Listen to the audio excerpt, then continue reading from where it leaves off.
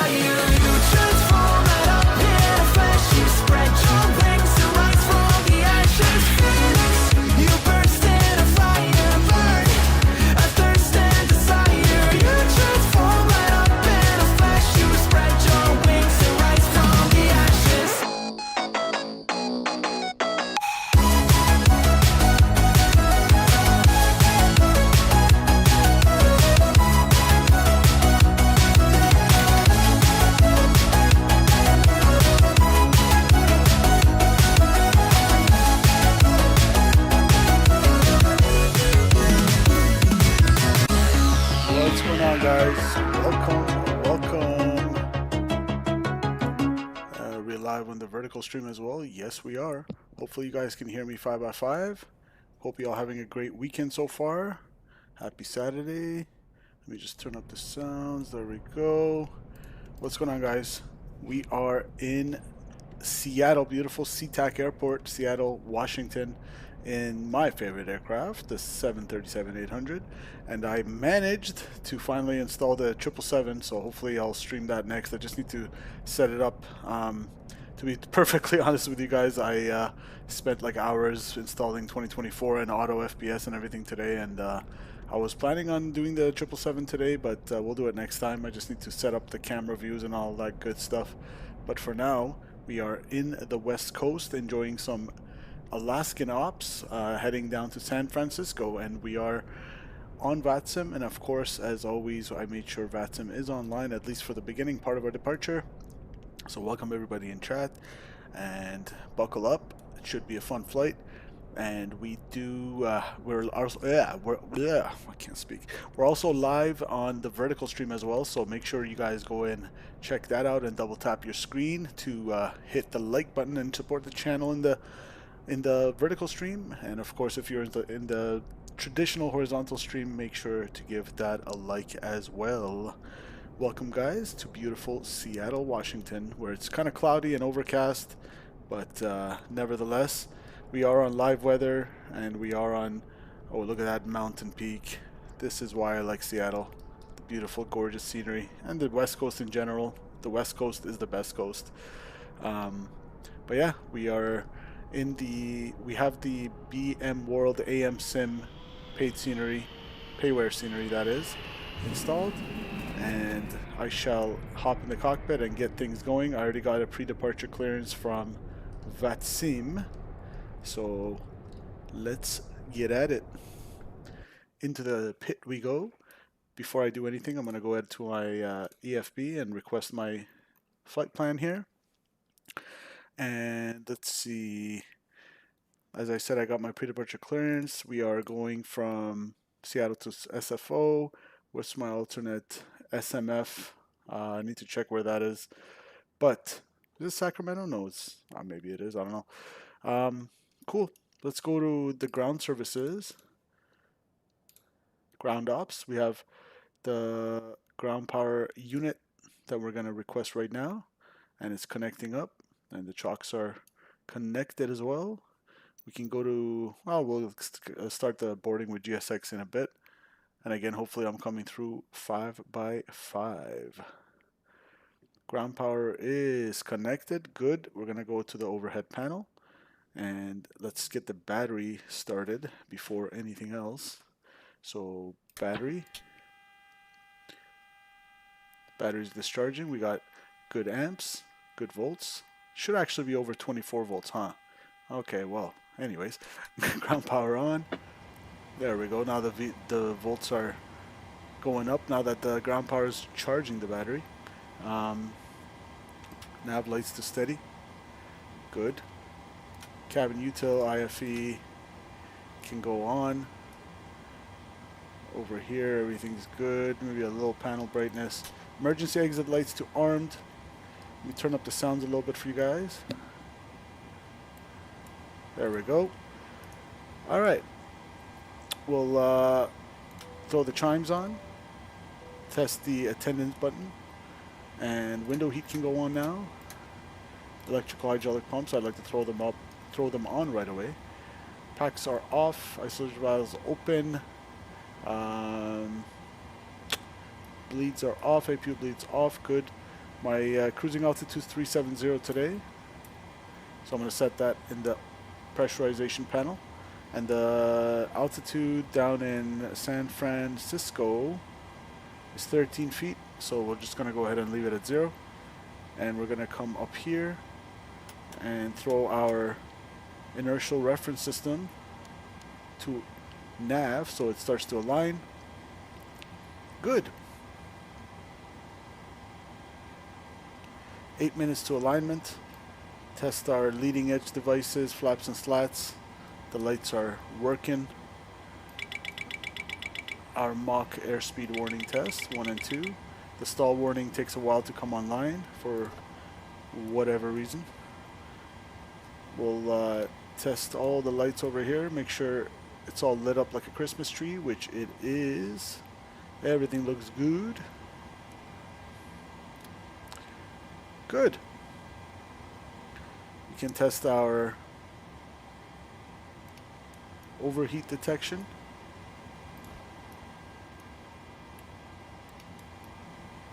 There we go. Fire. Good. Lights over here are on, and over here as well. Good.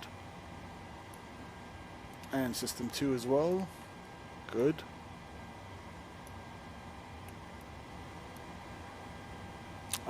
Your Sim CFI and Swerver in the house. What's going on, guys?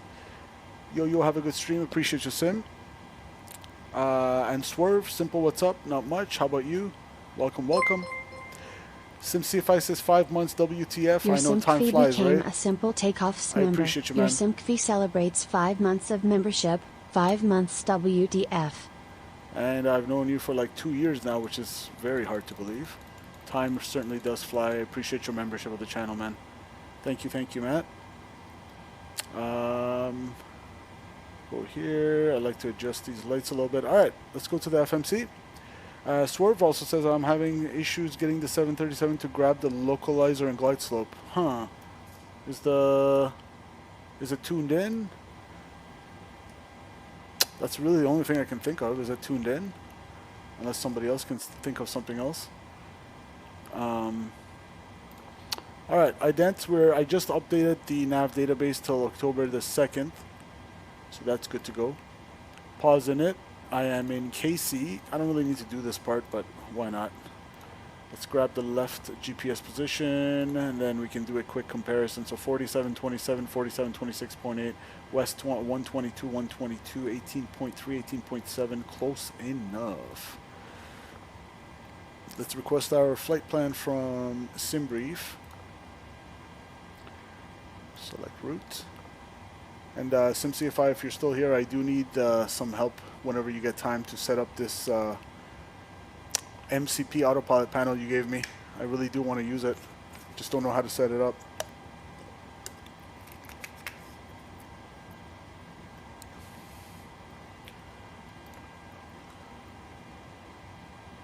Alright, route is coming in.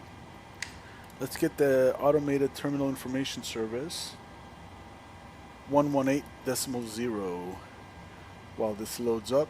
Alright, this is loaded. We're going to activate execute. The flight plan should be in. We'll go 118.0. 16. Altimeter 2993. 2993. ILS runway 16 right. ILS runway 16 left. Approach and use. Departing runways 16 left and 1 SIXC. Simultaneous approaches in use to Sea Airport and Boeing Field. Alright, 16 Traffic left below for you on departure. final. Notices to air missions arrivals advise if you have 2 runway scenery.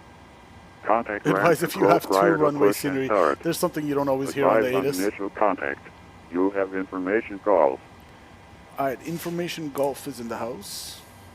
Seattle Tacoma International Airport ATIS information call 2153 Zulu. Wind 180 at 5. Visibility Let's get the minor. boarding. Few clouds at 1,500. 1,000 scattered. Ceiling 2,000 broken. Temperature 2.16. Okay, never mind Altimeter this. 2993. We'll just ignore that. ILS runway 16 right. ILS runway 16 left. Approach and use. Departing runways 16 left and 1 SIXC. Simultaneous approaches in use to Sea Airport and Boeing Laboom Field. TV says, oh baby, Saturday Traffic evening below you stream. on Let's final. get it, El Capitino. Notices What's to going on, air Laboom? Missions arrival. Welcome to you as well, my good friend. 2 runway scenery. Contact ground control prior to push and start. Advise on initial contact. You have information calls. We got Golf. Let him start loading up the baggage here. They should be on their way. We won't push back. We won't, yes, we do need a crew to fly, but we won't attach the tug just yet. Where's the baggage? There he is. Oh, why are you going through the other guy?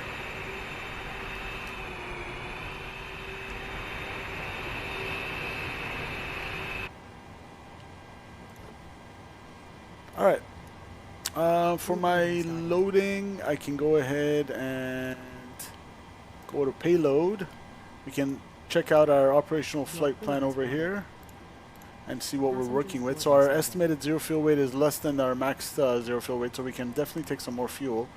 120.4 is our zero fuel weight today, so not very full. 120.4 right there. That gives me about 111 passengers and around, what is that? We'll call it 5,000 or 6,000 pounds of cargo. So that's set and good to go. For my fuel on today's flight, I need block fuel of 16. I'll take 17.2 for some extra. That's there and confirmed over there. Good. Let me just check the vertical chat real quick. Okay, good. And we got 7 people watching on the vertical stream. Welcome, guys, to you as well. Alright, let's check our plan here. We'll plan for runway, what was it? I said 16 left, which is already there. And what is my departure? Sid. The Harab 6, and make sure that is matching my pre-departure clearance. Harab 6 departure, okay. FEPOT transition. Harab 6, FEPOT.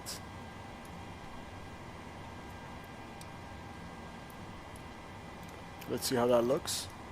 We'll bust out our charts.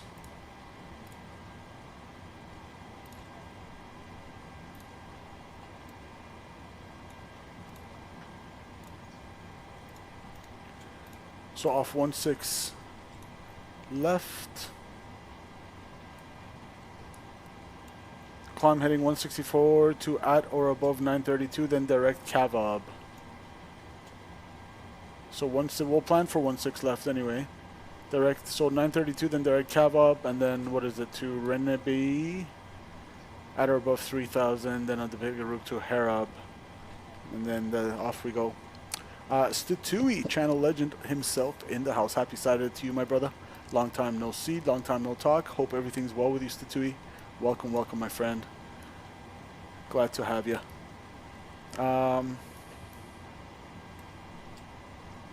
What was I saying? Oh yeah, the heading 164 and top altitude. Let's see what ATC gave us.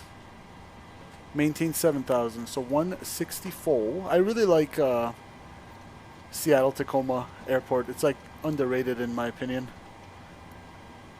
It always has a, I've said this before if you guys used to watch my channel, Seattle Tacoma has a special place in my heart because it's the first airport I ever simmed in, because I installed Explain 11 on my iPad, and that's how I got into flight sim, to be honest with you guys. And so I'll always have a little soft spot for Seattle Tacoma because that was the only free airport that came with Explain 11.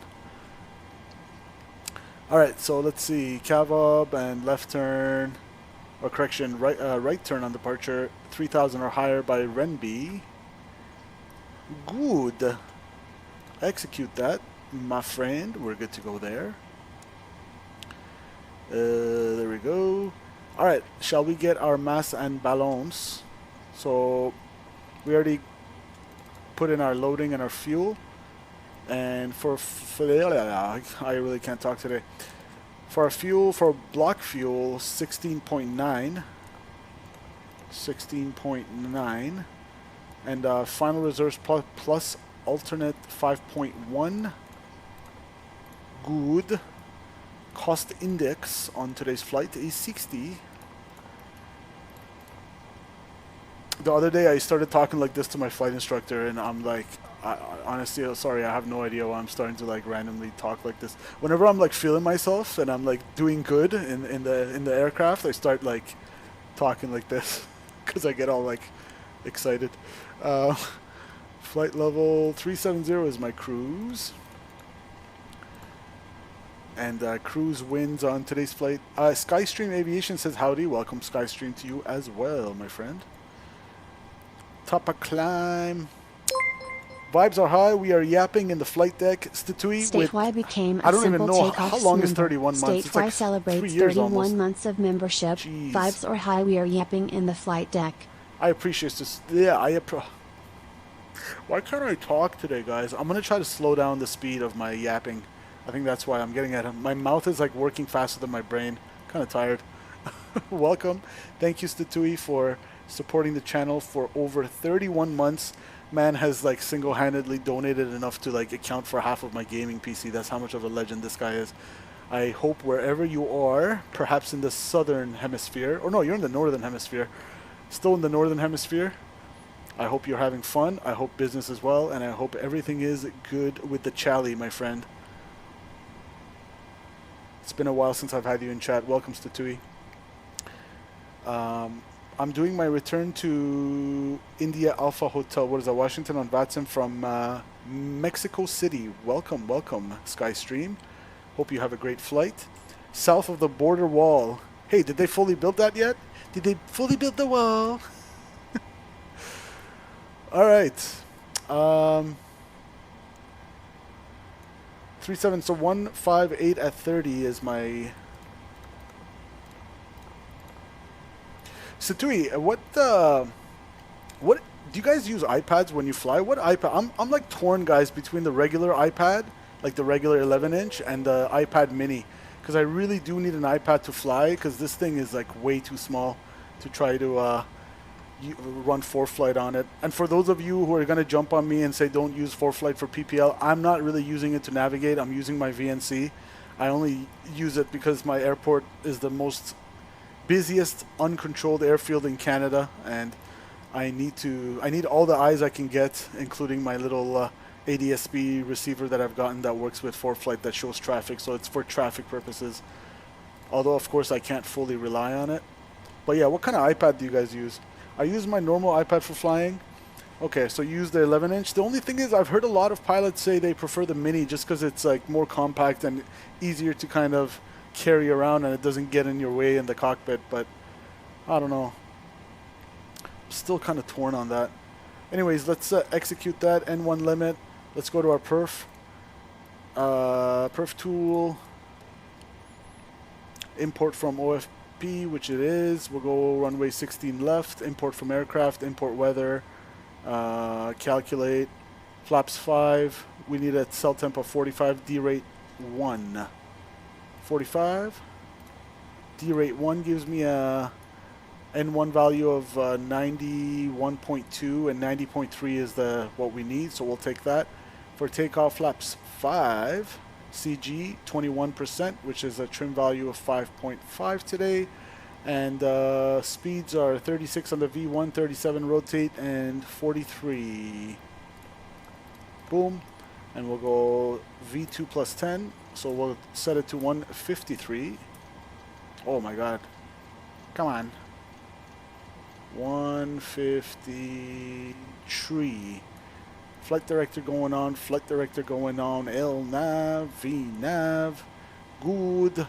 Auto throttle is going on. Just a little bit more buttons than the whatchamacallit, than this 172. I am Nova in the vertical stream says hello. Hello to you as well. Welcome, welcome. And what am I squawking on today's flight? My transponder code is 1650. Beautiful.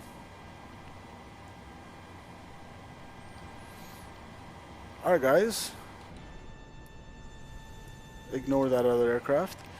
I think we're good to go.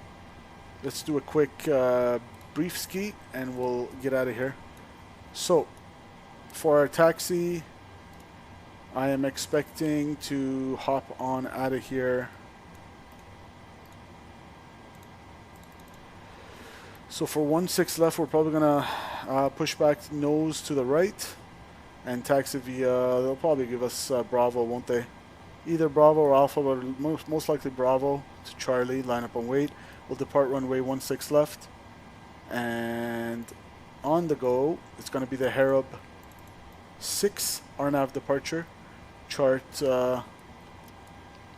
20-3B, dated 13th of July 2018, effective 19th of July 2018, never mind how old it is. Off 16 left, climb heading 164 to at or above 932, then direct cav up, then on track 166 to cross Renabe at or above 3000, and on depicted route to Harab at or above 10,000.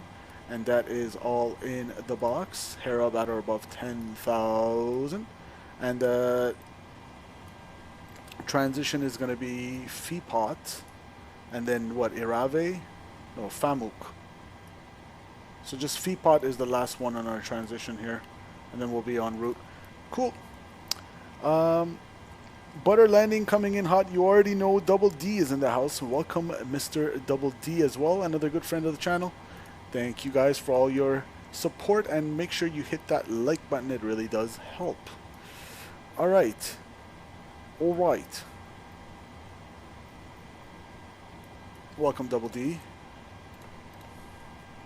All right, guys, we got fuel. We're going to pretend like loading is completed. It probably actually is. The only thing I didn't do yet is the stall warning 1, stall warning 2. All right, what was that terrain warning test? I never do that one. Where was it? It was somewhere. I wanted the terrain. Pull up. This can go to RTO. I know it was somewhere here, but we'll skip that for now, I guess. I know you guys enjoy. Oh yeah, there it is. Let's test that out. Glide slope. Pull up. This is not in any particular order. Wind shear. I understand Wind shear. it's Terrain. not the last Terrain. thing you do Pull before you up. go, but I just wanted to do it for fun. Pull up. Alright, so passengers are on board. We don't have anything in the center tank, so fuel pumps are on for the wings, and we'll go seatbelt signs now on, and I can go ahead and fire up the Apu and close up our doors. That should close everything. Good. Let's have the APU fire up and listen to the beautiful sounds.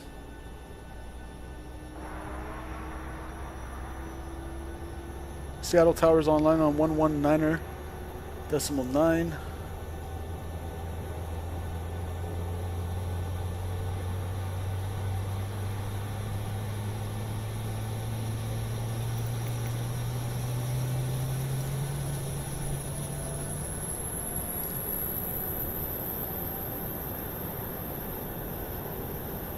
Alright, beautiful. We got the APU fired up. We'll wait for the gens to come online. Alright, we are on APU gen now, and we can test the frequency and the volts, which is good to go. Alright, good. We'll leave that on gen 1 by default. Release the ground power, and we are good to push. Expect flight level 37050 nautical miles from the Seattle VORTAC. Departure frequency 125.6. And advise with ATIS on contact for push. Alright, we are on tower frequency now. Let's go ahead and put the transponder on mode Charlie. Good. And I have information Golf in the house. November Alpha Yankee 90.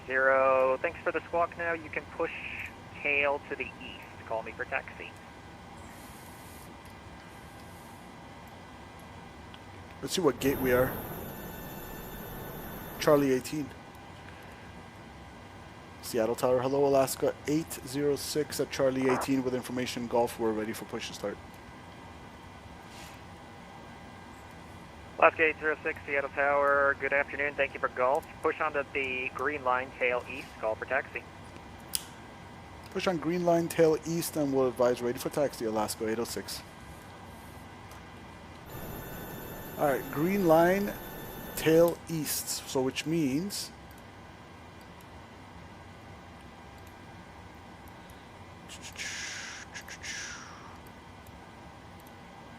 tail east. Alright, so tail this way, so nose right. Let's go.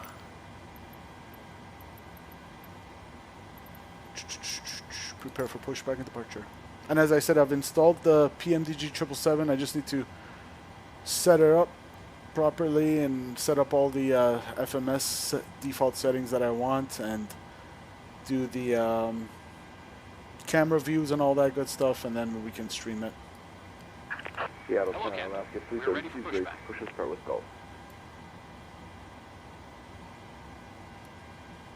Alaska 332, hold push. I got company pushing behind you on your right.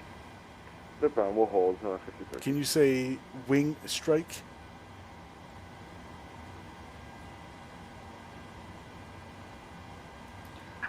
Departure check completed. APU bleeds going on. Inserted.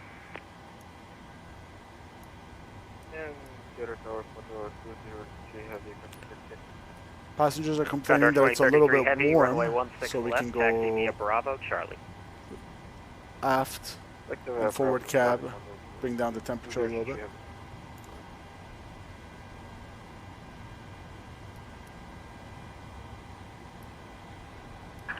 Locking gear.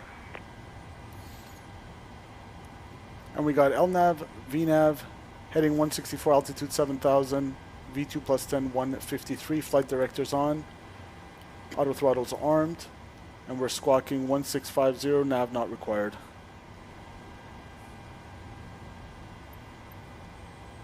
Okay, we said nose to the right, tail east.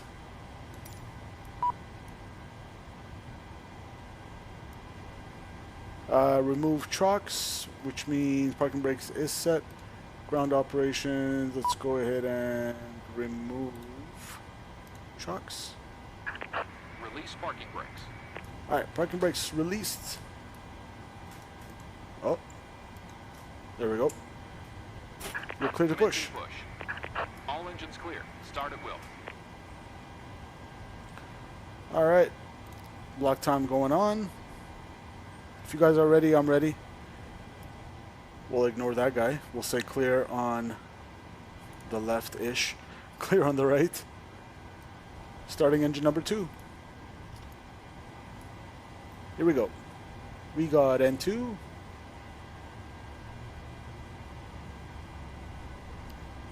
We'll give it fuel at around 20% or 25%.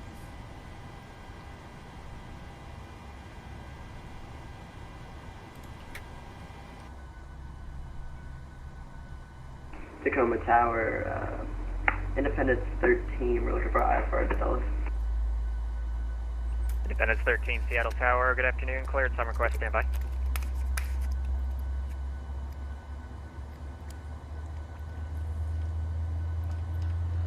And 125.6 is our departure frequency.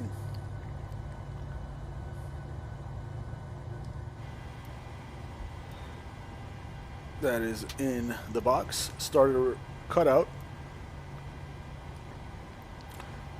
Alright, let it stabilize and starting engine number 1.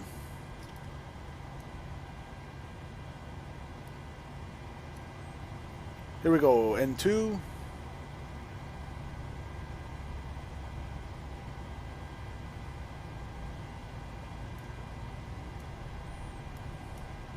We'll guard the fuel switch. Set parking brakes. Parking brake set, you're clear to put or clear to disconnect. Cockpit to ground. We have a good engine start. You can disconnect.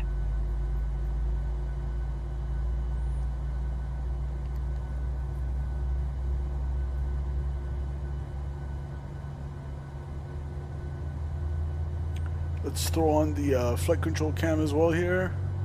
And same thing for the vertical stream. There we go. Seattle Tower, Delta 459 Heavy, request taxi. Delta 459 Alright, start a Heavy, cutout. exit the ramp spot 99, runway 16 left, taxi via Bravo, Charlie. Unlocking gear. Gens, Exit the ramp spot 99, APU, left via Bravo, Charlie, Delta and probe heats. Engine start switches, continuous, PAX, auto, isolation valve auto, APU bleed off. Tow truck disconnected. Bypass bin removed. All good up there. Flaps set 5 for departure. Left is clear. Right is clear.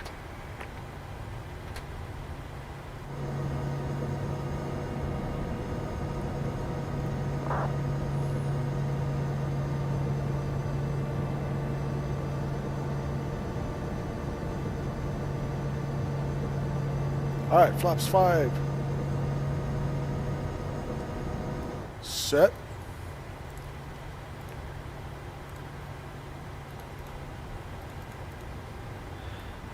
Change their speeds a little bit.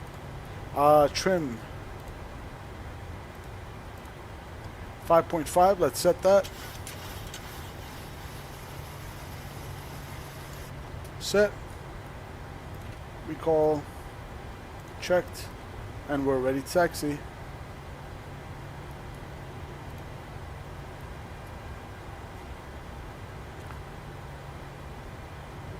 Tower Alaska 806, ready taxi, runway 16 left. Alaska 806, exit the ramp, spot 66, runway 16 left, taxi via Bravo Charlie. Spot 66 and 16 left via Bravo Charlie, Alaska 806. Let's do a quick flight control test. Full left. November Alpha Yankee Observe, 90, neutral, full right, exit the ramp, neutral, spot 44, runway elevators, 16 left, taxi rudders. via Gulf, Bravo Charlie. Alright.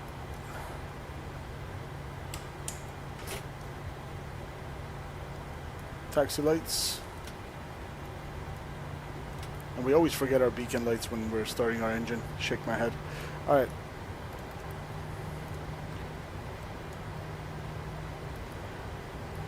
Alaska 332 behind the company 737, passing left to right, push onto the green line, tail 66. east. Green line tail east. Bravo left. Charlie, so as briefed. Right turn Bravo and left turn Charlie.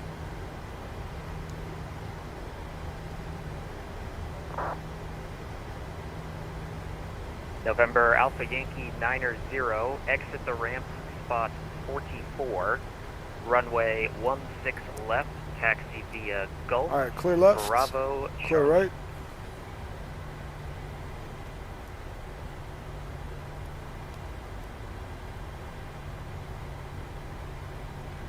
Looks like approach just went out flying. Oh well, at least we had tower. Better than nothing. And get a tower from the 203 heavy, holding short, Charlie, run 16 Condor 2033 heavy, winds 180 at 5, runway 16 left, clear for takeoff. Clear for takeoff from the 203 heavy.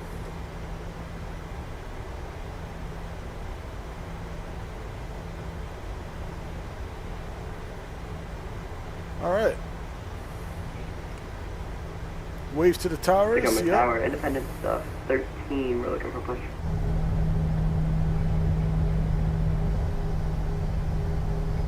Independence 13, verify Aviation Gulf on board.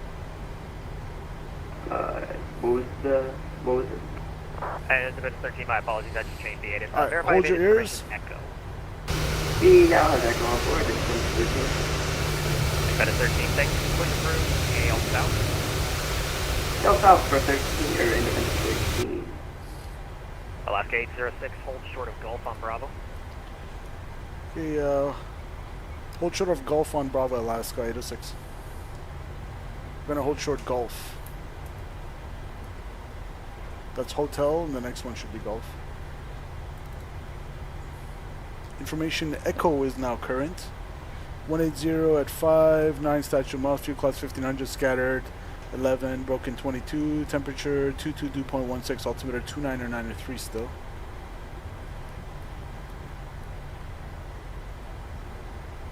That one's Gulf.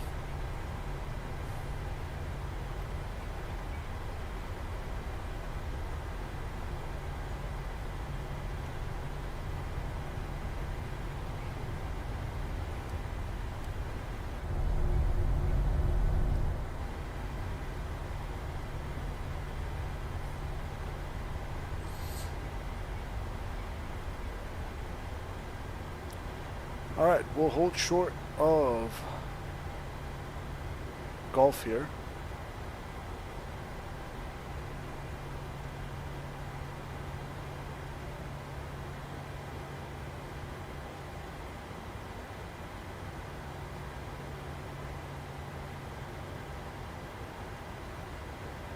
Condor 2033 heavy, no further ATC available, frequency change approved, have a good flight. 126 next for the ATC, see you next time for the 203 heavy. Bye-bye.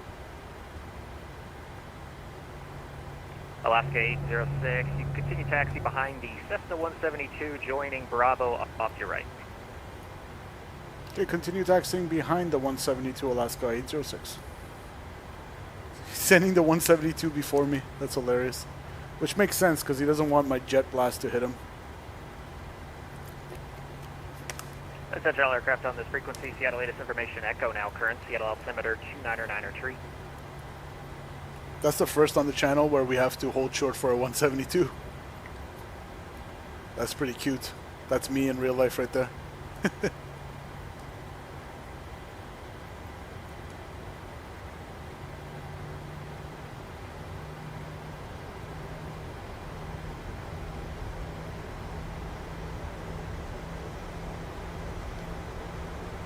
Margaret Anan is in chat, in the vertical chat, says hello. That's me too, but on the same Swerve. Hey, I thought you, Swerve, I thought you moved on to bigger and better things. 332, exit the ramp, spot 66, runway 16 left. You're doing airliners now, no? Spot 66, yeah, Bravo Charlie to 16 left last.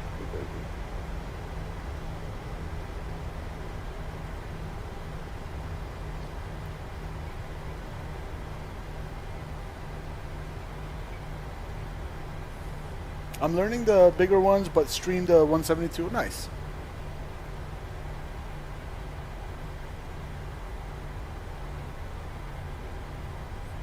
Hopefully not in too many mountainous areas, because that thing cannot climb. Ask me how I know.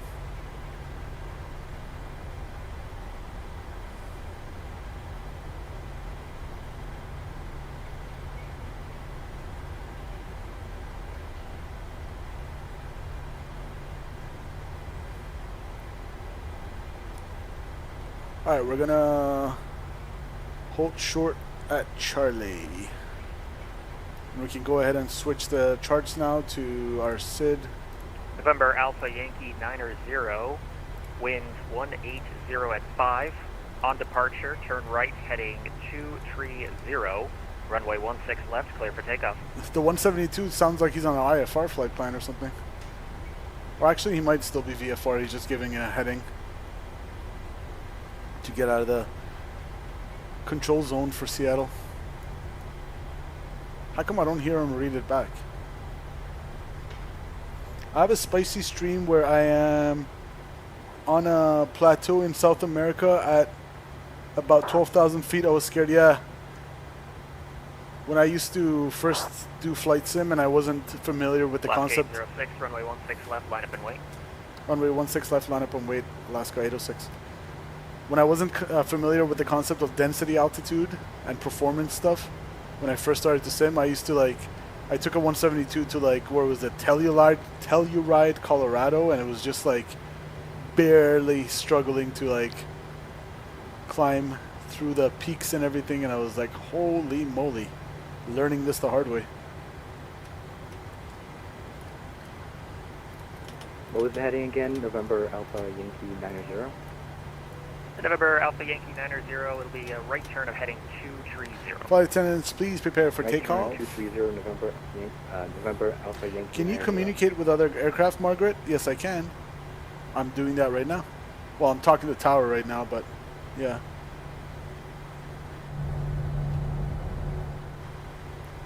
Alright, finals clear according to my first officer here.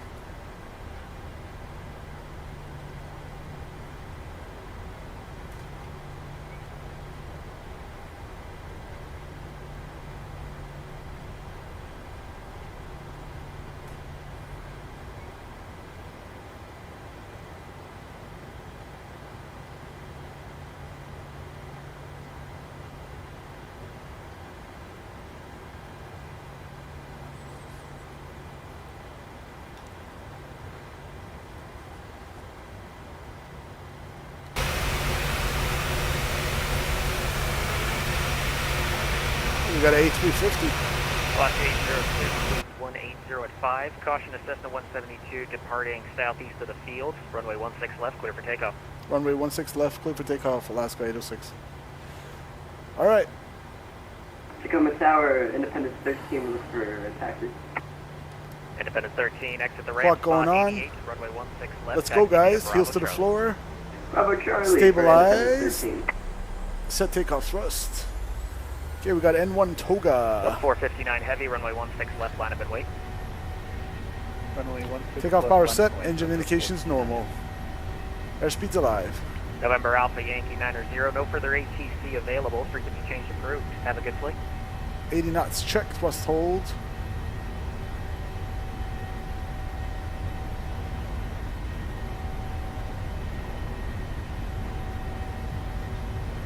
V1, rotate.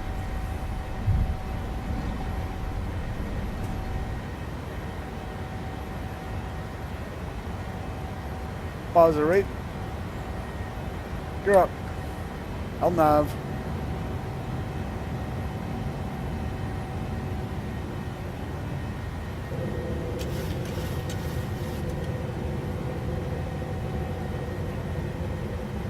Pitch to those flight directors, nicely Alaska trimmed. 806, no further ATC available. Frequency change approved. Have a good flight. Over advisor, Alaska 806, thanks for the ATC, see ya.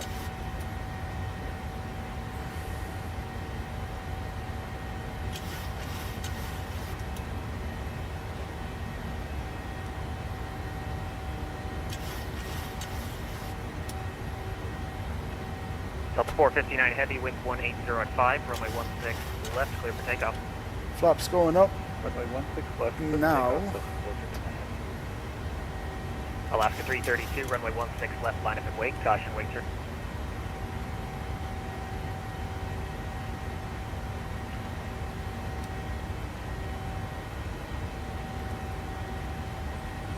Alright, we're pretty much departing to the south.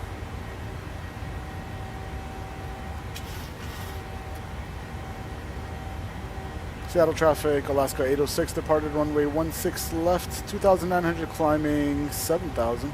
It's going to be the Harrop 6 departure to the south, last call, Seattle.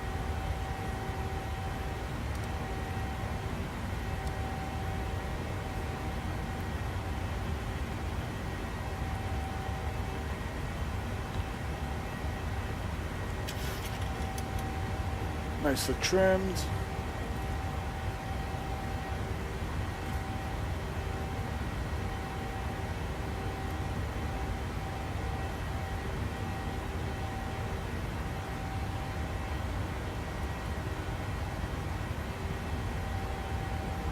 .31 degrees on the on the skin of the aircraft, so no anti-ice quite yet.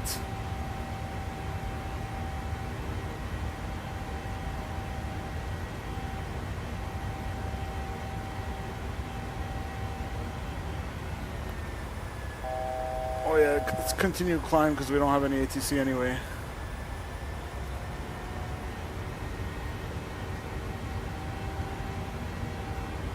We'll go all the way to, do we have any restrictions? 10,000 or above, so that's fine. We'll go to 370.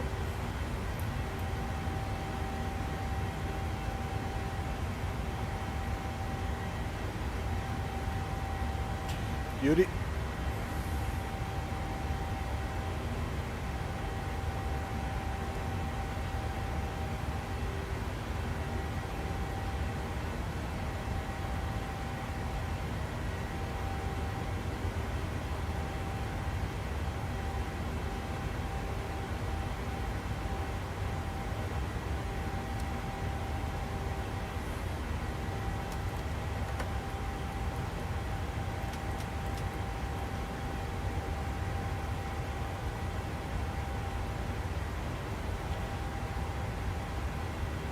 Alright, passing 10,000.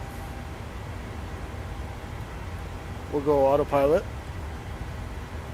Command. Good. And it's going to pitch that nose down and accelerate. We're going to go landing lights off. Engine start switches off. And we're almost clear of the cloud, so I'll go seatbelt signs off soon. Cabin altitude is 2,000 and climbing. Should start to pressurize soon. That pressurization slowly going up. Cabin altitude still 2,000. Delta P is 4. There we go. Slowly moving. There we go.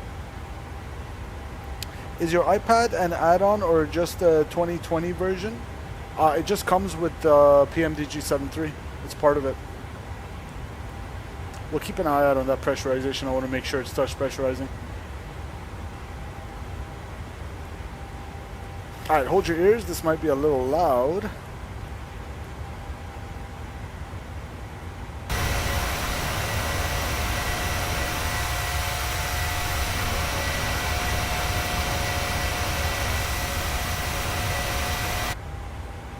Nice. There we go. Slowly starting to pressurize. Good to go. You can turn the volume down a little bit.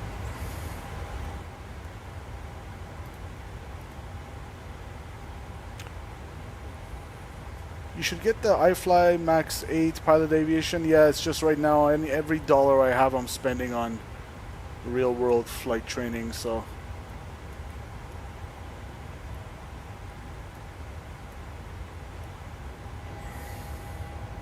But yeah, the iFly is a nice aircraft from what I've seen. I do want it.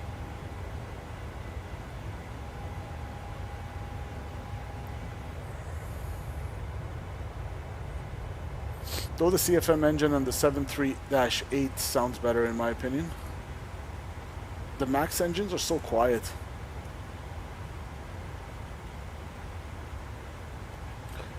Alright, let's see if we got... Looks like we do have some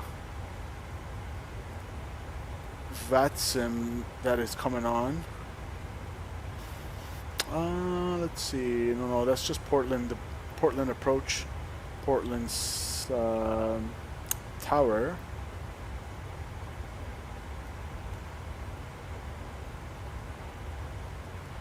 Hopefully we'll have LA Center or NorCal come online to give us some ATC on the way to SFO. I'm going to start flight training when I turn 15, which is around in 1 year and a quarter. Nice.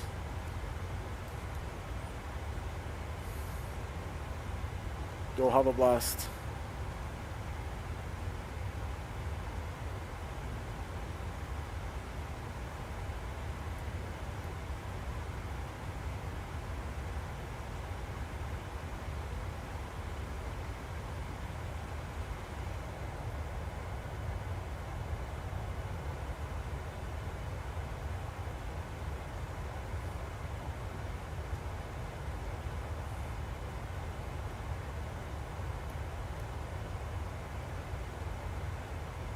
And we're out of here.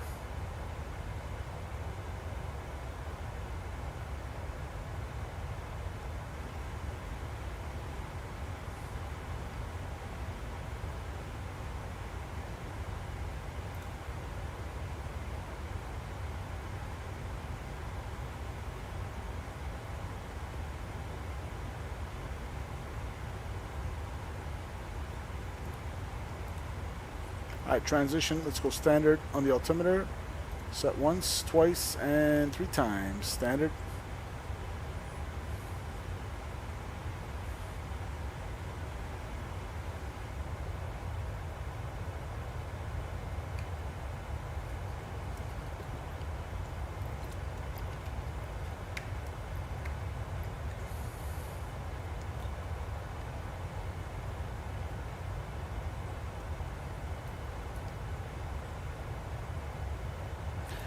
Let's see what our estimated time en route today is. So 0036 Zulu, it is about an hour and 20 minutes en route, so got a ways to go.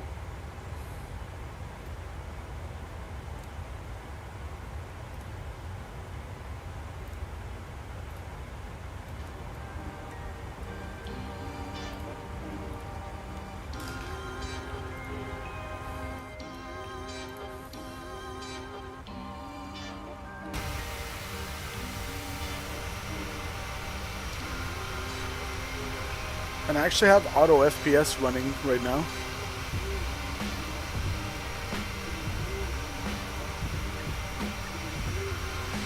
I'm getting 50 FPS.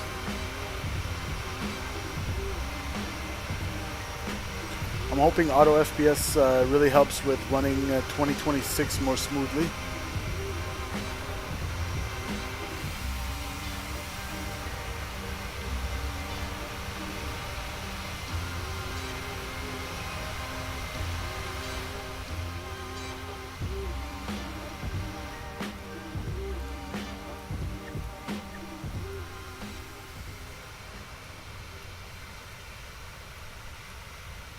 Save 20% on Benjamin Moore Regal Select interior paint from August.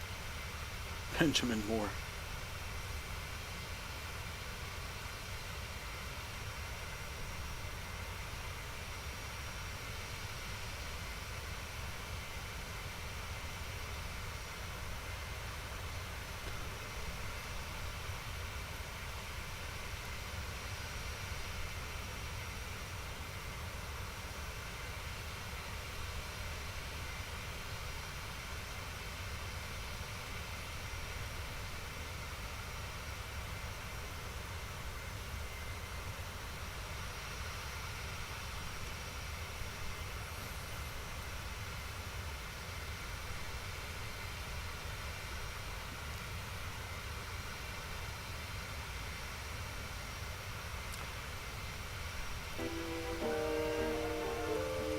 Alright. Let's make sure the overlay on top of the screen there is centered.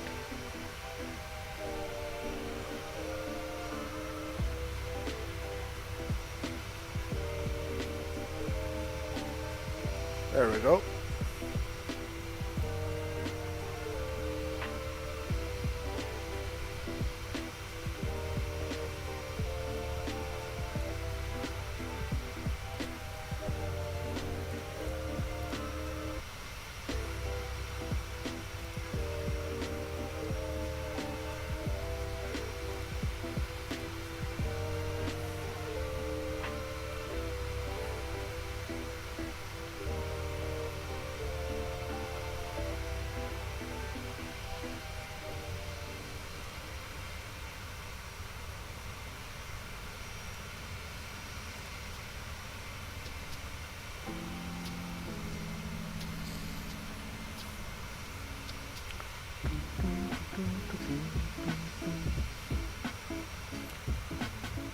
Yeah, as you guys can see on top of your screen, it says estimated time en route 1 hour and 10 minutes.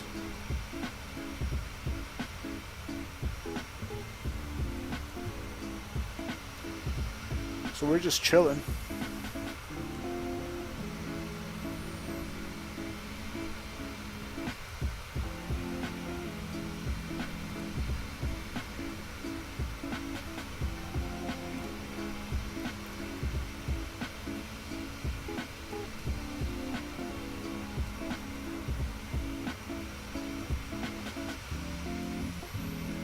Looking good.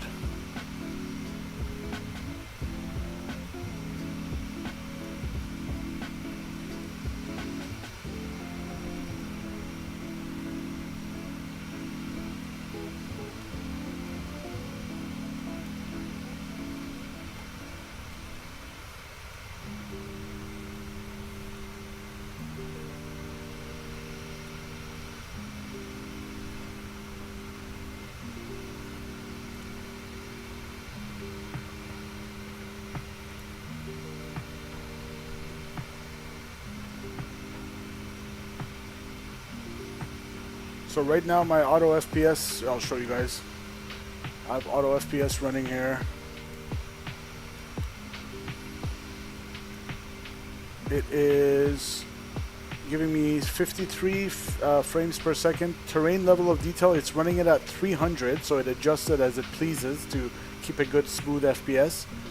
And objects level of detail, you see it's kind of low because we don't need it at this altitude.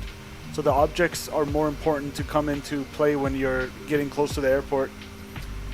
Masood or Laboom TV says sunny San Fran. Laboom TV.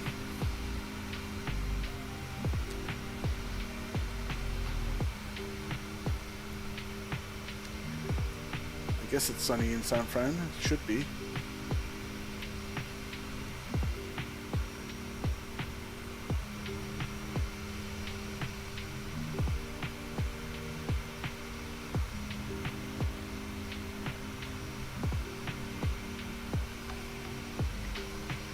So yeah, when I get closer to the airport environment, I would expect this OLOD object level of detail to go up again.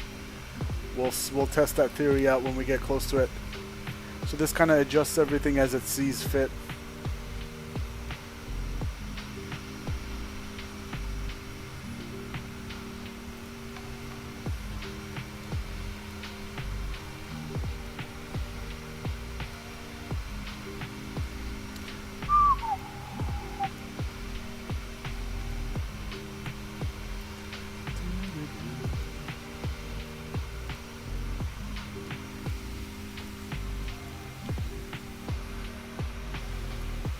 Swerve says, interesting, I'm having huge frame drops close to airports since Sim Update 3.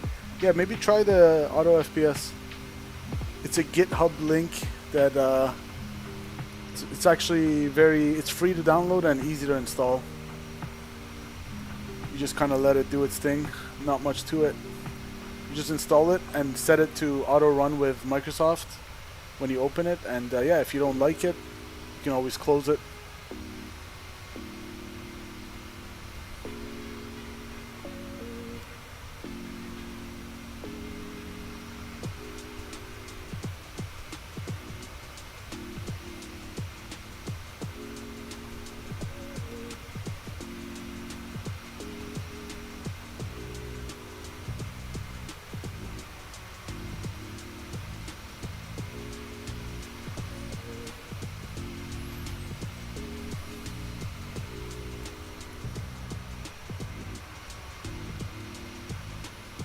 Swerve, that overlay on top of the screen is looking pretty good, my friend.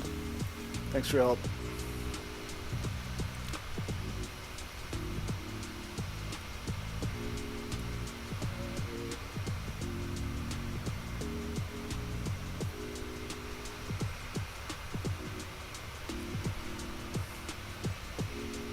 Can you track me on VATSIM radar SkyStream? You're going from Mexico City to Washington, you said, right? Let me see. What's your call sign?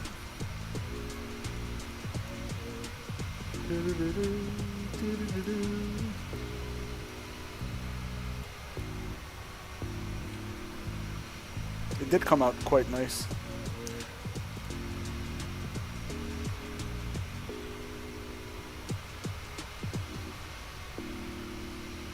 Houston.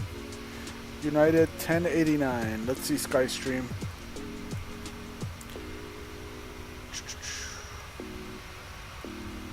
From Mexico City.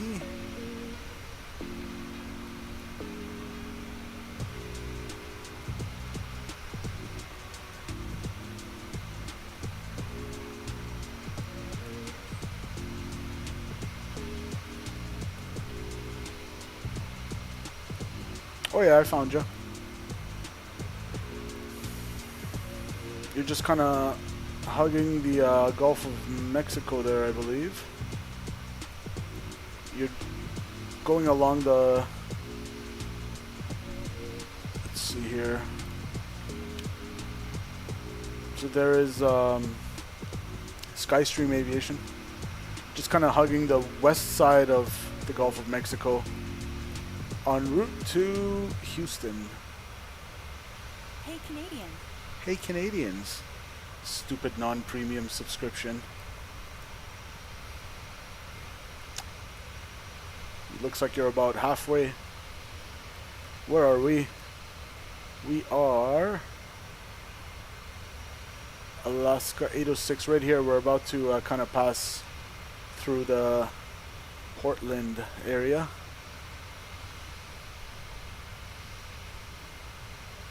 Cool.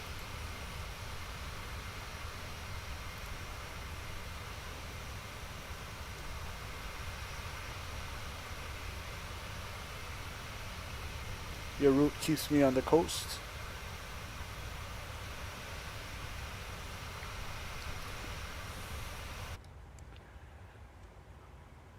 Alright, 1,600 feet to go till top of climb. Everything's looking dandy.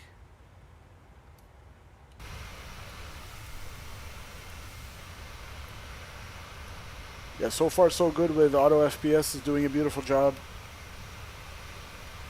My sim is running smoother than ever. I fly over Corpus Christi, Texas, and then I go onto the approach and start leaving the coast. What's APP? Do you mean approach? Nice.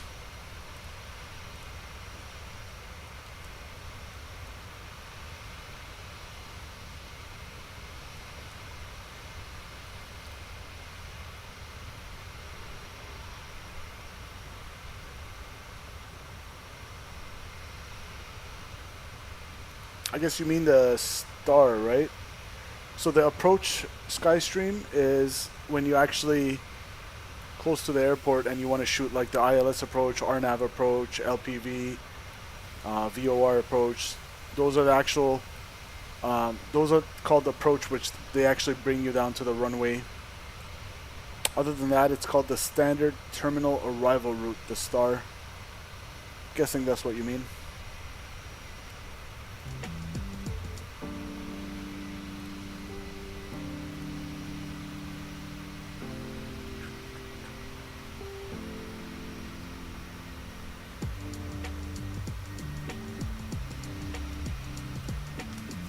I'm really looking forward to seeing how Auto FPS will work with my Microsoft 2024. Hopefully it'll be streamable again. It would be Arrival, correct. Yeah.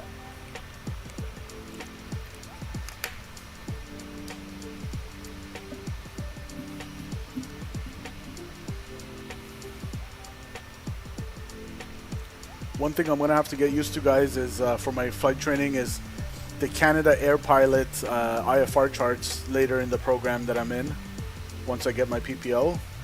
I'm so used to these Jepson charts from Navigraph, and they're beautifully laid out, and I'm so used to the format of the Jepson charts that it's going to be a challenging transition from that to Canada Air Pilot, I guess the Canadian Nav Canada format for the IFR charts, so that'll be interesting. Nothing beats the Jepson format in my opinion. Skystream says I have 38 minutes left. Nice. We have about an hour, I believe. 0036, and it's currently 2323. It's about an hour and 13 minutes.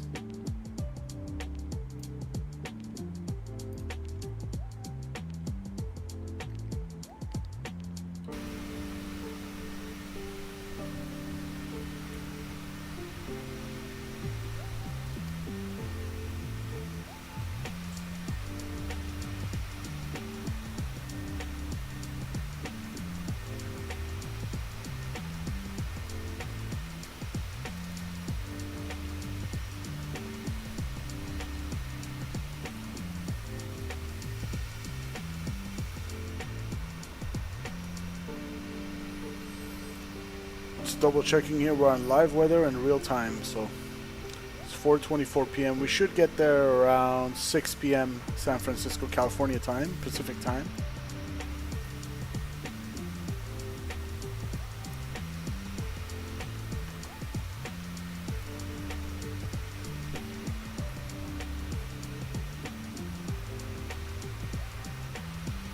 (23:22) Zulu. Okay, so we should arrive around the same time. I'm pretty much arriving like, I don't know, 23:36 or 0036. So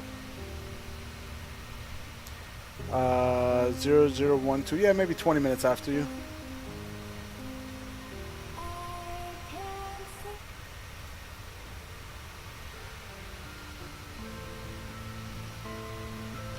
Looking forward to flying the 777 next, and if I can remember how to fly that thing, it shouldn't be much to it. It's actually more automated than the 73, so if anything it should be easier, but I just gotta refresh my memory as to how to do it.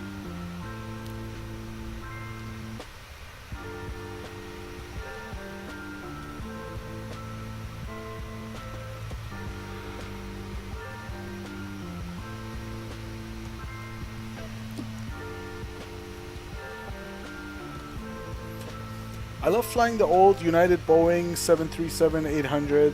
The MCP just looks more clean, not gonna lie.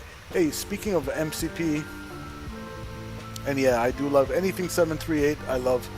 But let me show you guys what I got. Courtesy of the channel, the friend of the channel, YourSimCFI. He kind of gave us this mode control panel for the 737. I just gotta program it with a software called MobiFlight. And apparently it's a pain to do, so I'm kind of waiting for him to get some time so he can walk me through it, but can't wait to be able to use this bad boy for the 7.3 ops, and probably can even use it for the 777. But yeah, pretty cool, and the buttons feel solid. They feel really good. The tactile feel, very nice. Auto throttle, where is it? Auto throttle arm. Switches feel really good.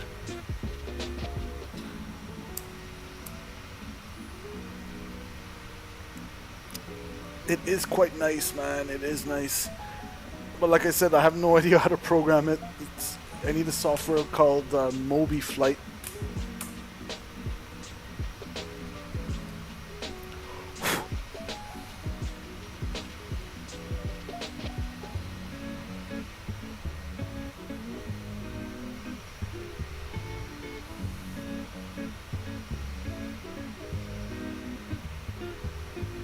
Just crossed the border, you're back in the States. Oh yeah, I see that. There's Skystream right there. Let's go refresh. Lean into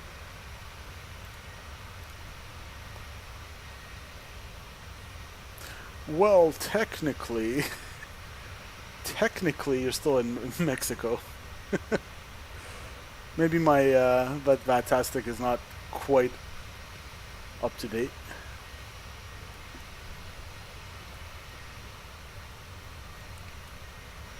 We're just chugging along here past Portland now. It's a straight shot down. Too bad there's a lot of overcast, otherwise we could see the coast on our right side here. Twerp says that's what I want next is the autopilot panel. My throttle can handle it, but I want the panel. Yeah, my throttle actually, I should use this more often. And I always tell myself to use it, but I just forget. So this... I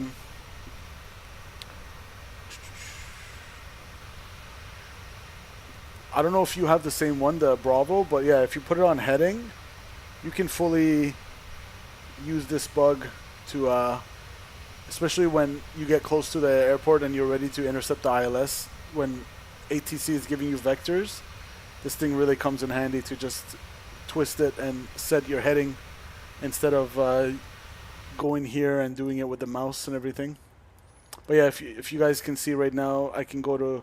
Hold on, let me make sure I sync my heading mode so I don't get off course here. Alright, heading is synced. So if I click heading, see, it fully changes in the sim, heading select. And of course we'll go back to LNAV. But yeah, and then, hold on, I'll go heading again, just to show you guys. Look at that. The aircraft really does follow it, which is pretty cool. And then for LNAV, I guess nav can also work. If I go to nav, that's LNAV. So yeah, we should use this more often. But yeah, of course the actual MCP is a treat to use. It's much cooler, but it's the Thrustmaster, got heading, altitude, and speed. Oh, okay, yeah, you got the... I got that too, but I decided to just keep my Honeycomb Bravo. It's a lot more versatile, swerve. But yeah, I have that Thrustmaster one. It's kind of in the closet collecting dust. It came with my Thrustmaster yoke. But yeah, that's a pretty solid one as well. This one is just so versatile. And if I go to Alt, pretty sure I can... Oh, look at that. You guys can see the altitude changing. So all this works pretty well. It's just with the Airbus it doesn't work the greatest, but... with the Boeings, it works pretty well.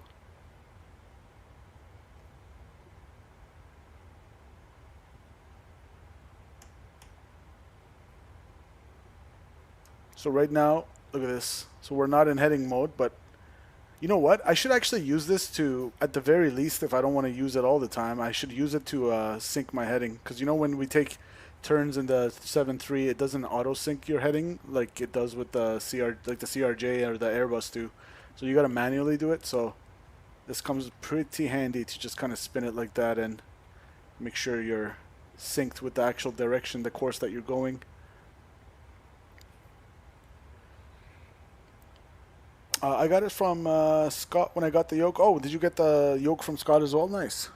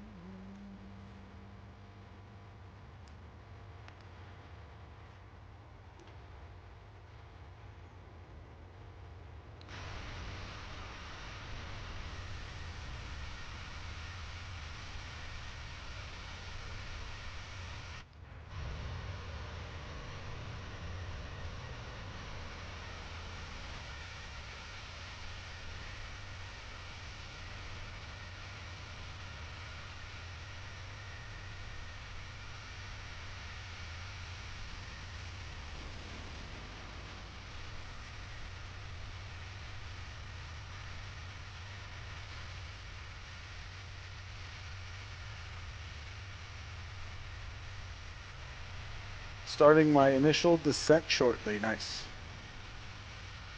Butter it into Houston.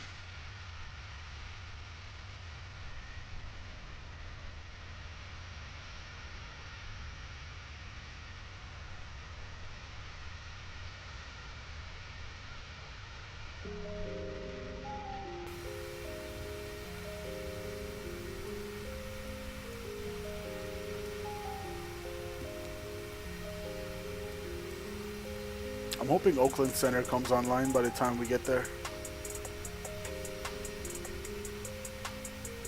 You had a slammer into MMX, literally bounced. Oh, I don't think I've had one good landing in Mexico City. It's something about the altitude, the density altitude. You don't have a lot of lift on the wings, and you're going quickly because your true airspeed is fast. And yeah, it's just not an easy airport to get a good landing in, to be honest. So I completely sympathize with that as well.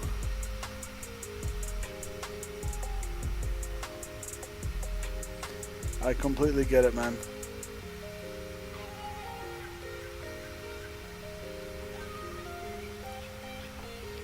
Last time I flew into Mexico City was like over a year ago or so, or maybe a couple years ago. It was the Phoenix A320, and I had to do a go around because it was just way too swirly and wind shear and everything on final.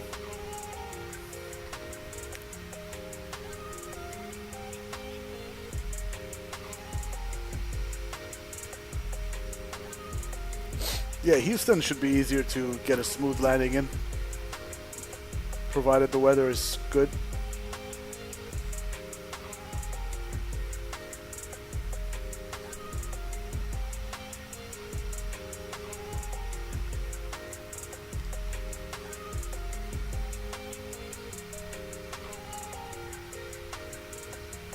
Skystream, I have to wake up early, so this is my only leg. Gotta wake up at 6 a.m. So I gotta eat dinner after this and go to sleep.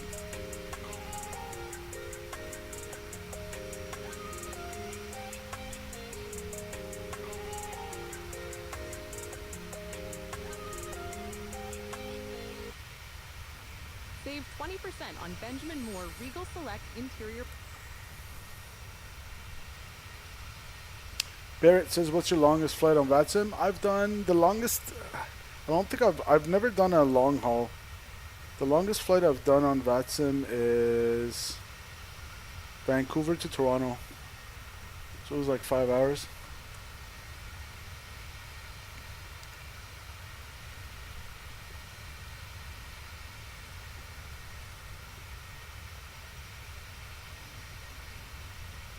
Whoa, what happened there?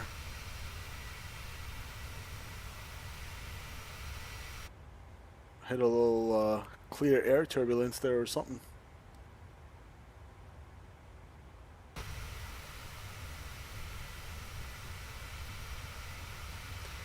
You're waiting for across the pond? Yeah.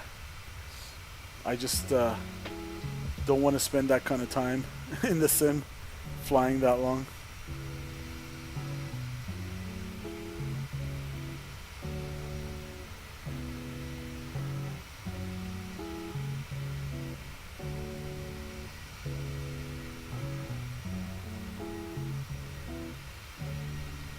I want to go on VATSIM, but I'm a little worried to screw up still. Nah, you're fine, man.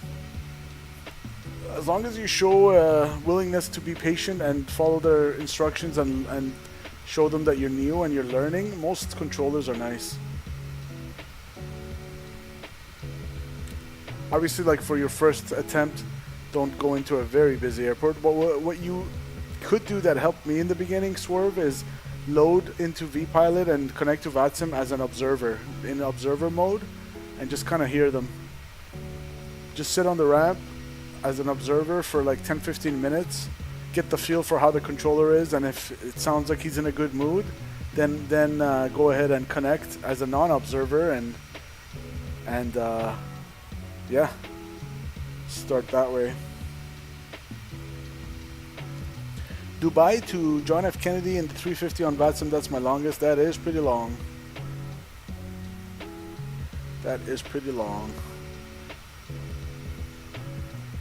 How many hours is that? Like 10, 11 hours or 12 hours of flying?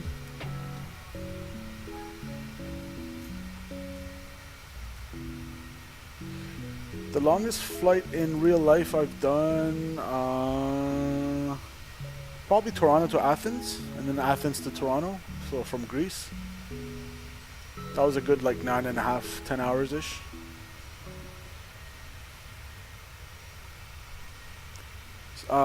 Skystream, I have plenty of real-life trip reports of the flights I've done on Air Canada and stuff like that across the pond in real life under the trip report playlist of the channel. Check it out if you like real-world aviation as well. I have like 7 trip report videos I've done of my adventures.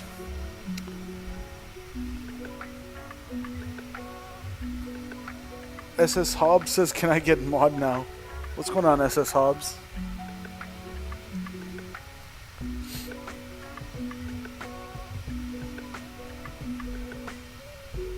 You have trip reports as well? Nice. Mine is Houston to Sydney, United 787. 18 hours. Oh, I don't know if I can sit that long in an aircraft.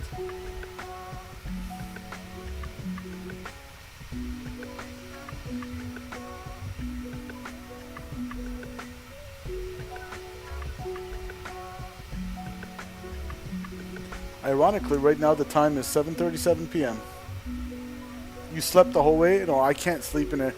The longest I can sleep in an aircraft is like 45 minutes at a time. For some reason, I can't just continuously sleep. The seats are just too squishy. I need first class. Then maybe I'll sleep with the nice foldable chairs.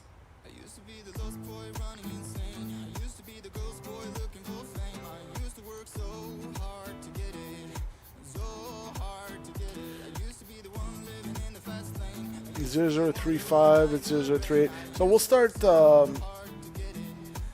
setting up for the approach in like 25 minutes-ish.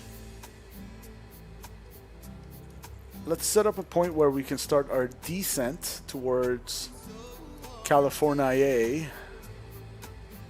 So what star are we on? We are, according to my operational flight plan here,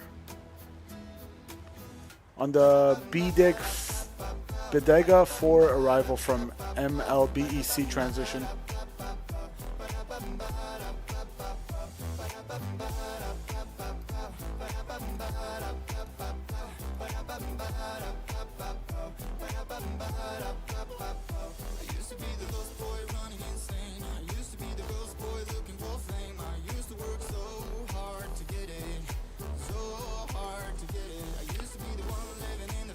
So you want to be at 290 or higher by MLBC. You want to be between 28 and 24 by John. So let's set up a little fix ring in the FMS so we kind of have a visual reminder of when to start our descent.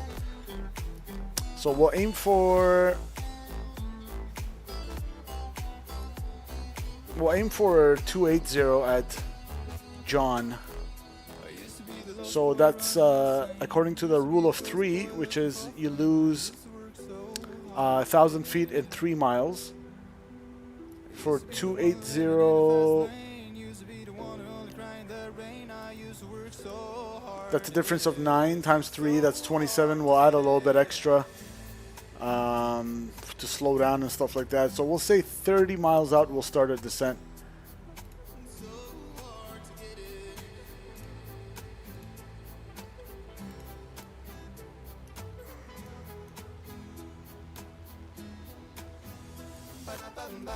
And right now our flight plan only goes as far as MLBEC because we haven't entered the runway.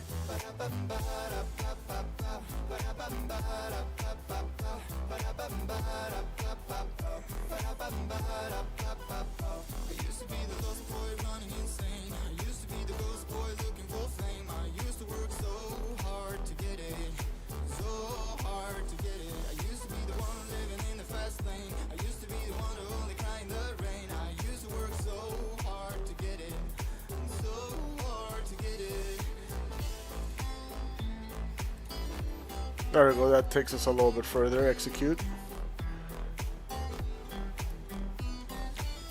So John,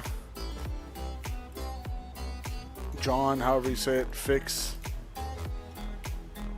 30 miles out. I want to start my descent 30 miles out from there.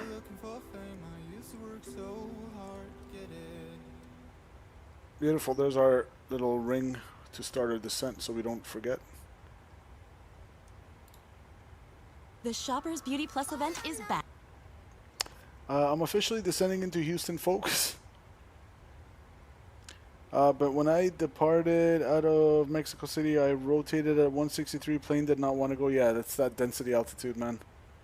Good thing Mexico City has a really long runway.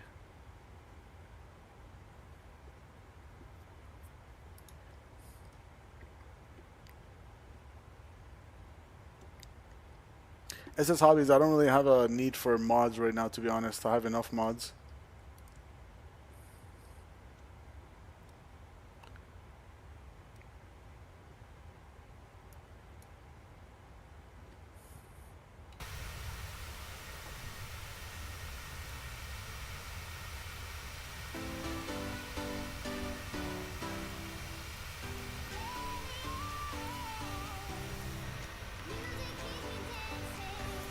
Let's see how the weather is doing down in San Francisco. It's VFR conditions as of an hour ago, so 45 minutes ago-ish. 280 at 13, so they're probably landing west. 10 statute miles visibility, fuel clouds at 2,300, temperature 22, dew point 13, altimeter 3000. And the ATIS is information Quebec.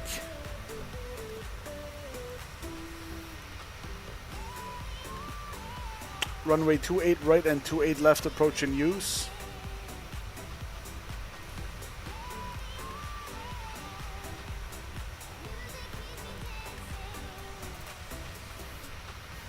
We'll just shoot the ILS.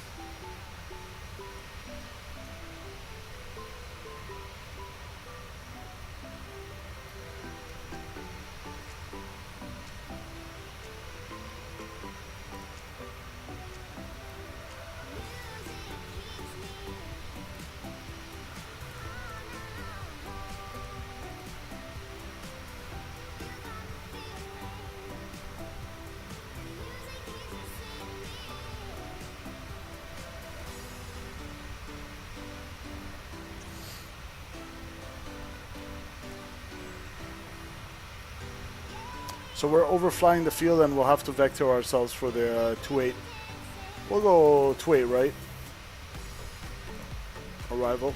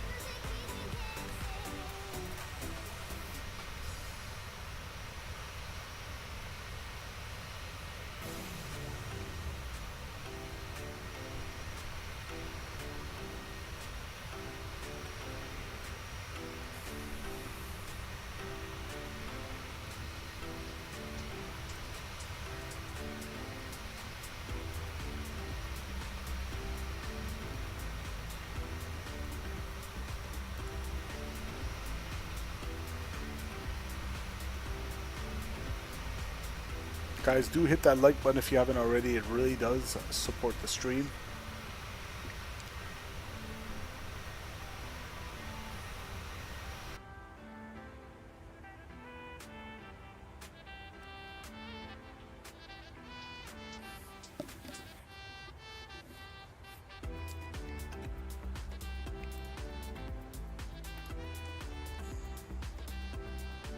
I guess I could start setting up for the approach. Why not? We're just sitting here doing nothing anyway.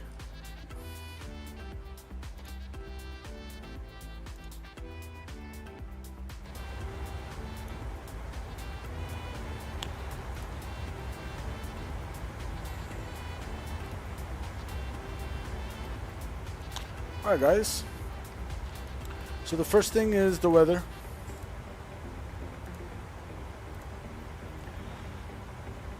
We'll probably wait for that to update, but as of now it's 30.00, so we can kind of preset that into the EFS here. 300, 300, and 300. Beautiful. And we can get our forecast. I'll for the VNAV winds, I'll grab it at 300 or 310, 200 and 10,000 feet. We'll execute that and we'll wait for it to we'll request it and we'll wait for it to load. Manu says barometer, yes, but it's set via the knob in the EFS.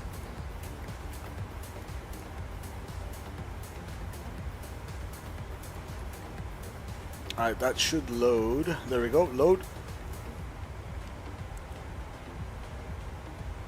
/3000.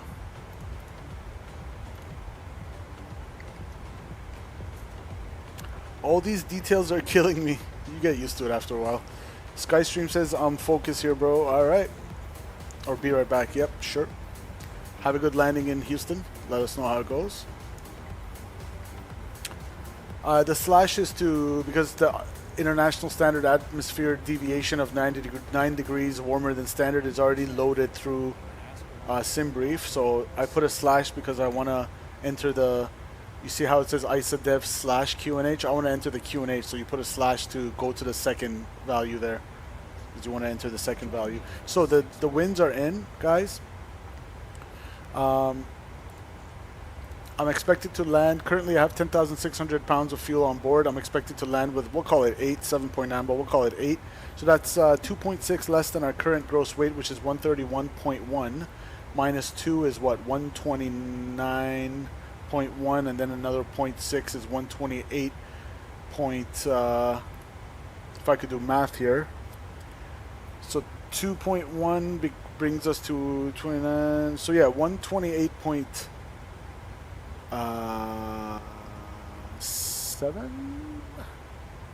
I can't do math right now. Hold on. 131.1 minus 2.6. 128.5. Okay, so 128.5 is my predicted weight for landing. For runway 28 right. We'll see what the aircraft predicts. 128.3, okay. We'll be a little more conservative, 128.5, so we'll assume we're a tad bit heavier than what that says. We'll have a 5-knot additive by default, as is the procedure in the 737. So VREF plus 5. With auto brakes 3, we're stopping halfway. No need to fry the brakes. Let's go auto brakes 2. That is way more than enough. So we have an available landing distance of 11,550, and we only need 6,800 with auto brakes 2. And reversers will go all operational. Okay, we only need 6,600. Good. So my reference speed is 145. So 140 is the ref. 30, 140. So our VREF is 140. We'll approach, our VAP is 145. And auto brakes go to 2. And in terms of our approach, we are expecting the ILS runway 28 right. So the Bodega 4 RNAV arrival is bringing us from the north down into to overfly the field, and we'll have to vector ourselves.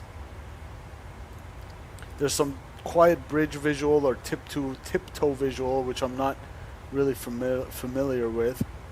You gotta kind of use these bridges as your reference. You fly over Eddy or over the radial 091 Archie to join the radial 095 inbound, and then you kind of over the San Mateo bridge you hang our left there and join 28 right final. But I'm not going to do all that. I'm just going to shoot the ILS. We're going to go 28 right, pin that. We'll set the frequency 111.7.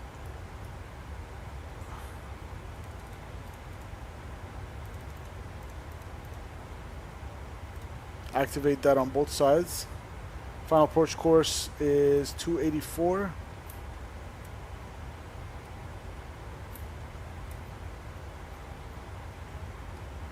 And minimums are 1800. Nope, it is 213.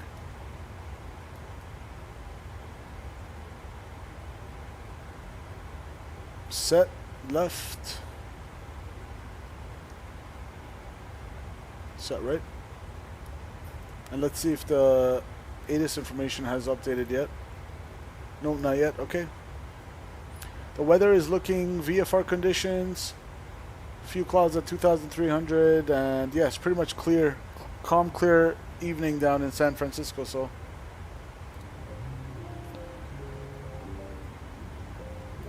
all right, let's brief it up and then we'll be set. So we are expecting the Bodega, and the last thing I gotta do is just enter into the box here. So 28 right. Do I need any, hold on, do I need any transition? That's one thing we forgot to check. Probably not. I could just go here.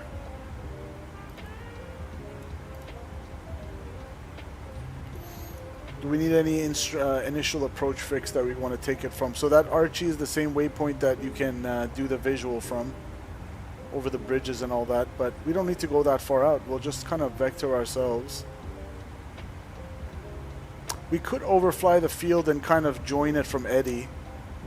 So because we're kind of coming this way, we could kind of put ourselves on a left downwind to join Eddy. That's not a bad idea, and if we decide not to, then we don't have to. You ever have bad weather in this game? Yeah, I have. Plenty of times. So we'll join from Eddy. Why not? It doesn't hurt to have more waypoints than less waypoints. And if you don't need it, you don't use it. Simple as that. Clear that disc on. Alright, there you go. So this way we're kind of overflying the field and putting ourselves on a kind of a slant downwind to join from Eddy. And if we don't like it, we'll just vector ourselves to a shorter route. That's absolutely fine. I'm happy with that. Go ahead and execute that. Good. So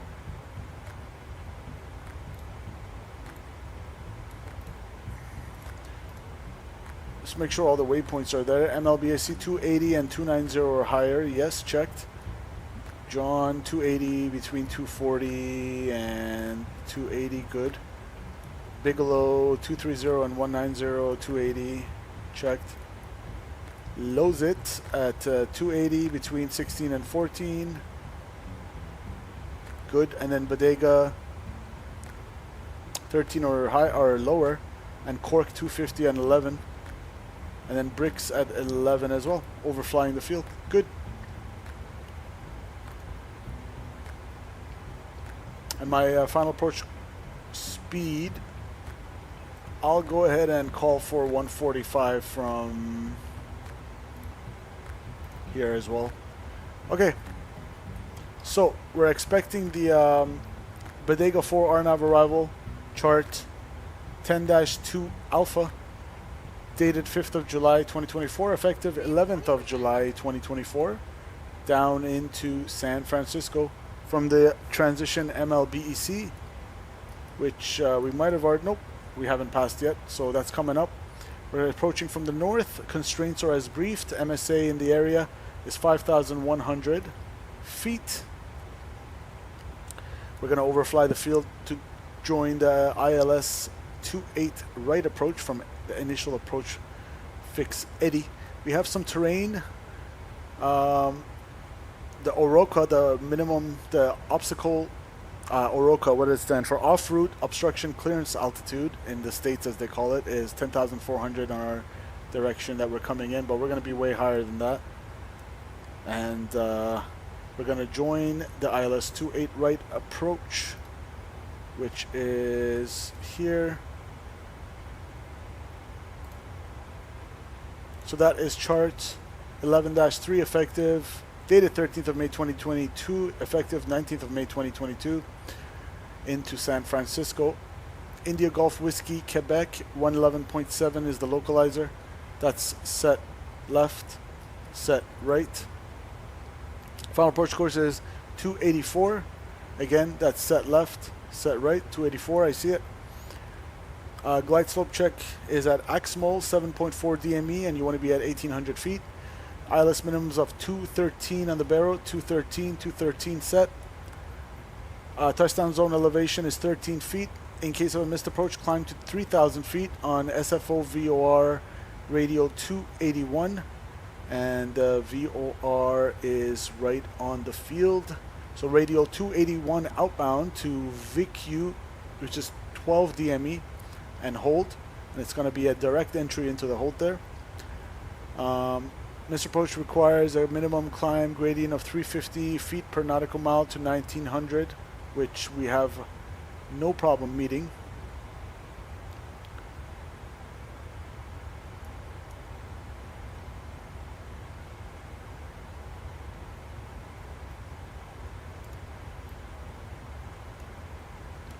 Circling runway 1 left, 1 right, not authorized at night, so we're not circling. Use India Golf Whiskey Quebec DME when on the localizer course. VG vertical glide slope, VGSI and ILS glide path. So that's just like kind of like the PAPIs, are not coincident. Vertical glide slope indicator angle of 3 degrees. Threshold crossing height of 68 feet. Okay.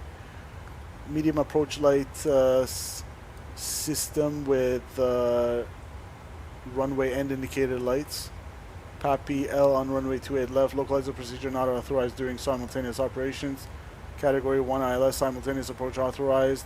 So we'll watch out because it's an uncontrolled arrival, so simultaneous operation is in effect. No, we don't need to start a descent yet.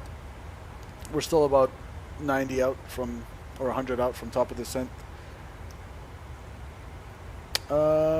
Show me the inside of this plane. Manually set up each and every detail is crazy. Yeah, I have time, so I'm kind of taking my time with it, going into more detail than I usually do as well. And yeah, so everything is set. The only threats are terrain and uncontrolled arrival, so watch out for other traffic. We have to avoid it ourselves. No VATSIM online. And again, for the ILS 28 right, we're intercepting it. We're intercepting the final approach fix. There's correction, initial approach fix from Eddie, mandatory at 6,000, max 240, and that is in the box as well. And from our direction, MSA is 3,500 feet based on the SFO VOR. Questions? No questions.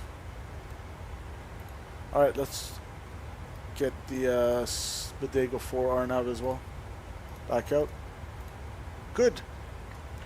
And one other thing I want to do is set up a, as you guys know, I always like to set up a fixed ring for my extended runway center line. So final approach course is 284. Reciprocal of that is, what is it? 184, 084, 104. So we'll go radial 104, and we'll go 10 mile fixed ring, 5 mile fixed ring, and that should display nicely on my plan here. There we go. So now we have a extended runway center line for extra situational awareness, although we're not really on the downwind here. We're joining it from the eddy, but if I decide to vector myself. And we have a 10 mile, 5 mile fixed ring there nicely. Good, we're all set up and briefed up and ready to start our approach.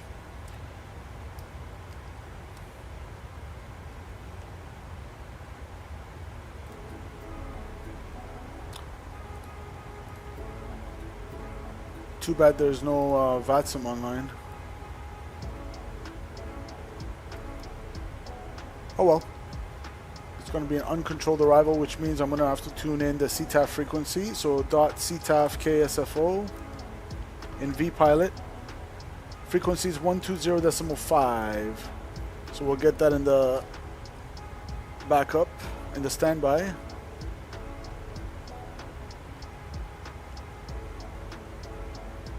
.5 is in.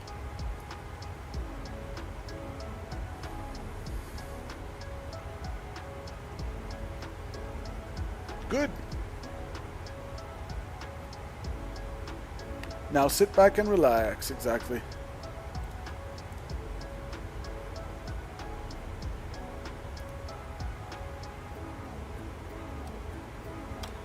Top of descent's coming up in about 80 miles. So my first platform altitude is 290, so I'm going to reset my MCP here to 290. Beautiful.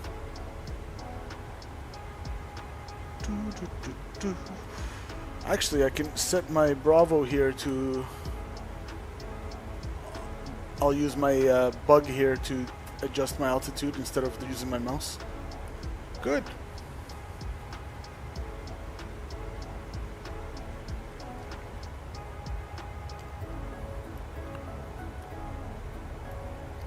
Passengers are chilling.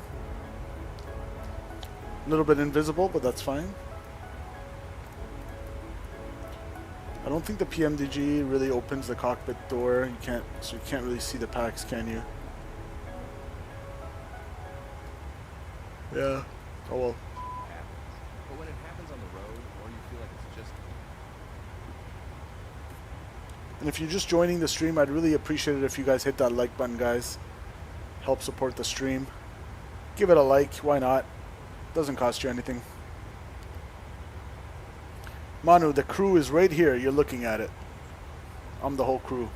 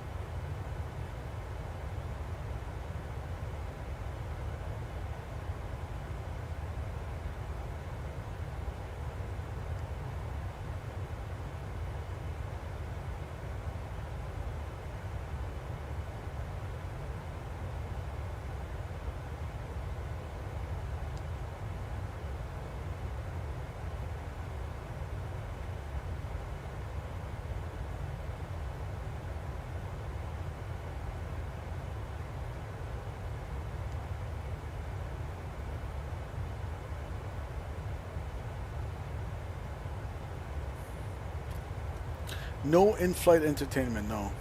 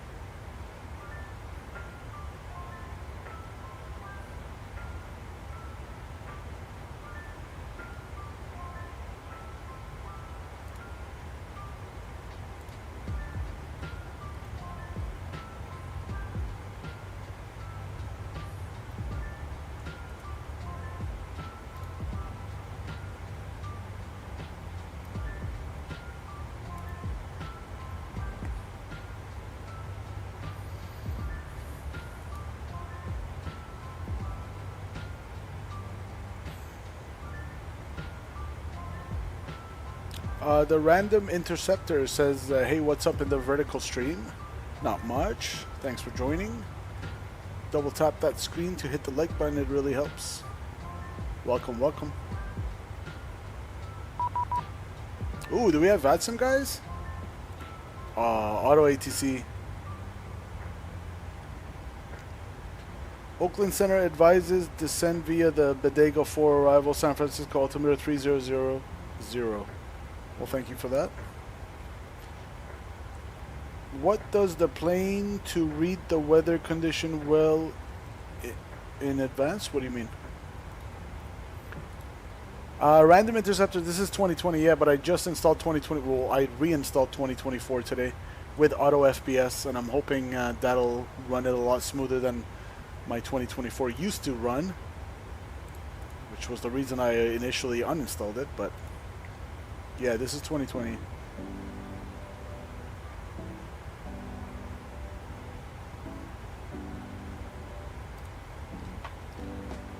What does the plane do to read the weather condition well in advance?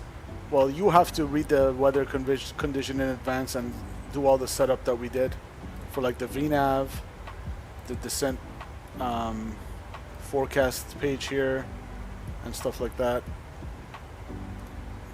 Speaking of the weather, let's see if it changed.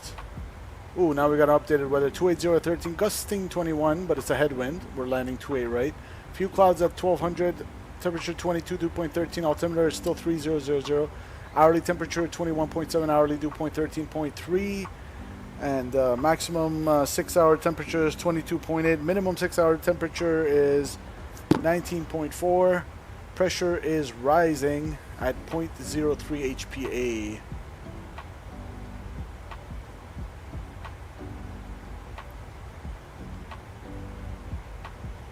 Pressure is actually rising rapidly. That 8 is rapidly. Cool.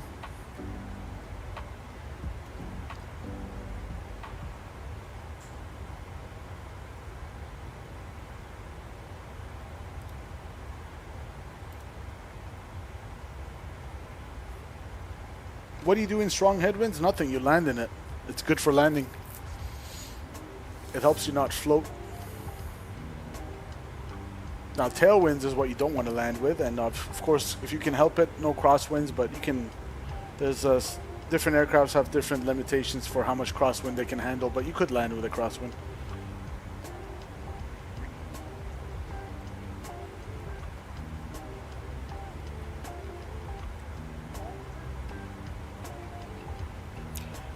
It's free airspeed, yeah, as Swerve says.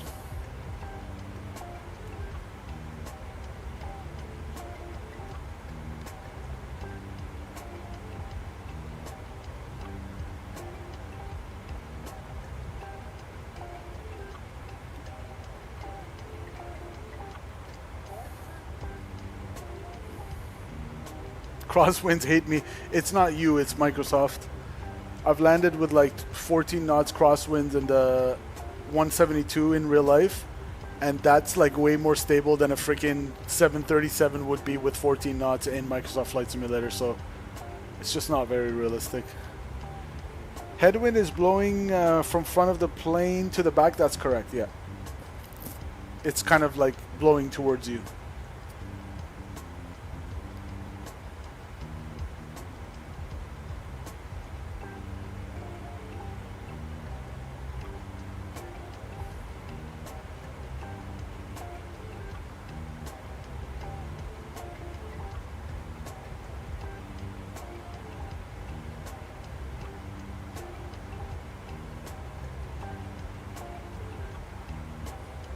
Gary, welcome. Mr. Gary, one of the original viewers of the channel. Happy Saturday. Welcome, welcome. One of the OGs in the house.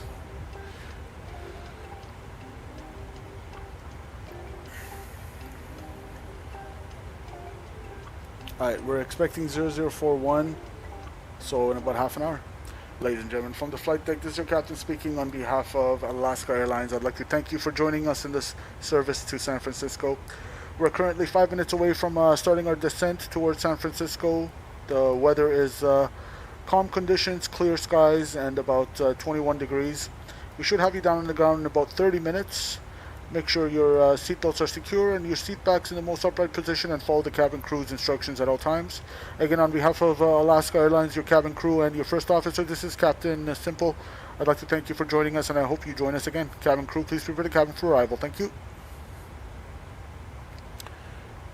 Then you need more force to land when the headwind is strong, am I right? More force to land? I'm not sure what you mean by that. Not really. The plane wants to fly, right? So when you have headwind, what happens is your ground speed is less. So you need actually a shorter distance to land and a shorter distance to roll out until you come to a stop when you have a strong headwind than if you have a tailwind. So as you can see right now, for example, we have a kind of like a quartering headwind from the right side, which means our ground speed is less, it's 435, but our true airspeed, which is the actual speed that we're flying through in the air, is 465 knots. But because we have some headwinds, so from 215, so it's coming from the right side at a slant angle, so we'll say about half of it is a headwind component, so maybe, I don't know, 20, 30 knots-ish, which makes sense because our ground speed is around 30 knots less than our true airspeed. So about 30 of that is headwind component. So it slows down the track of the aircraft across the ground. So it has nothing to do with force.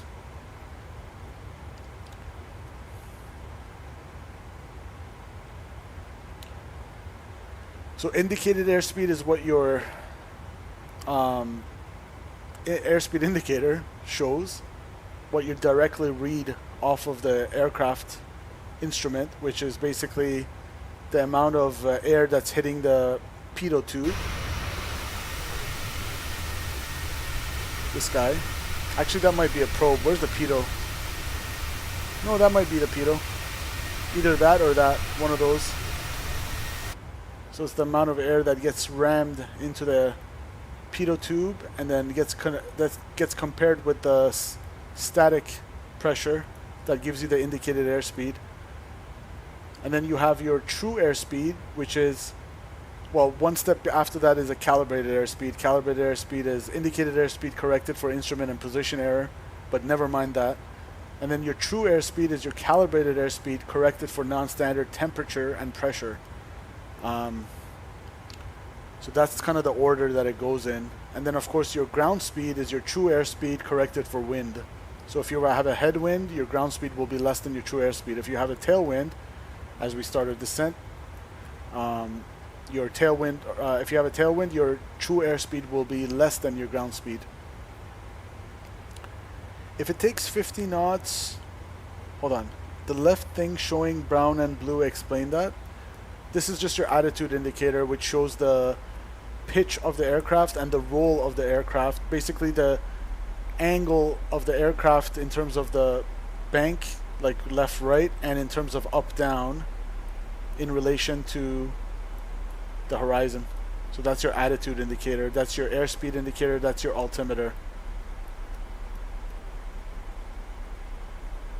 If it takes 50 knots to take off and you have a 10 knot headwind, then you only need to go 40 knots to take off. Yeah, something like that.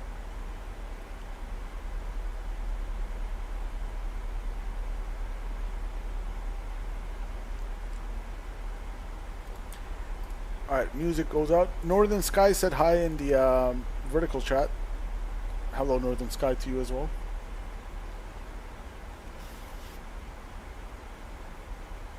I'll put my terrain on. Does it work in this? I think it does. So terrain going on, just because we have some terrain on our way down to San Fran. We'll delete this fixed ring now. There we go, it's picking up the terrain, good. The start of the brown thing is the horizon. Yeah, this is the ground. This little white line here is the horizon, and this is the sky. It's your artificial horizon, so if you're in clouds, you use this.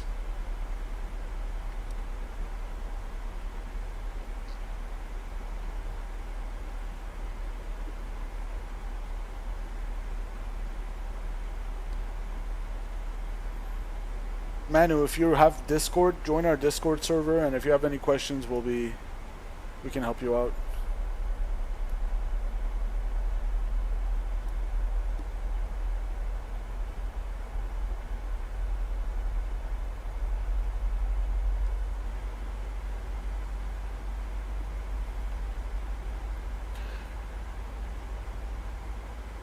And Swerve, just to get back to your comment, so if you need 50 knots to take off, so you'll still need 50 knots indicated to take off. That's why your rotate speed never changes, at least in a, not in the jet. In the 172, it's like rotate at 55 knots. But you'll be going, if you have a 10 knot headwind, then you'll be going slower across the ground by 10 knots to take off. Conversely, if you have a 5 knot tailwind, you'll still be aiming for 55 knots indicated to take off, but you'll be going 55 across the ground. So you'll be going faster. It's so lonely at the top. You don't have Discord? All good? All good.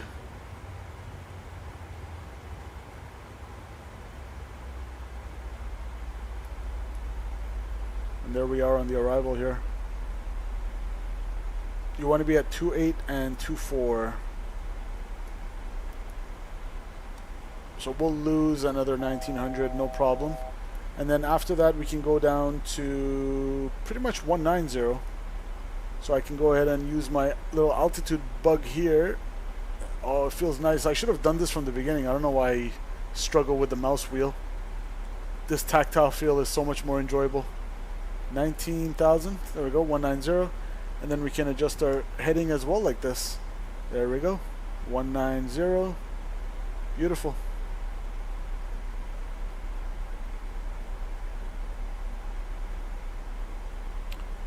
This is Boeing 737-800. So we've been airborne for an hour and 19 minutes and block time hour and 32 minutes.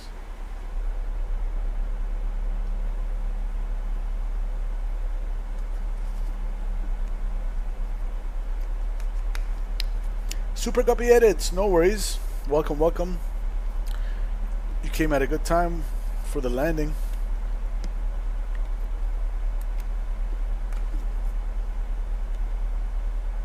And if you're just joining us, I'd really appreciate it if you smash that like button, guys, and support the channel. Doesn't cost you a thing.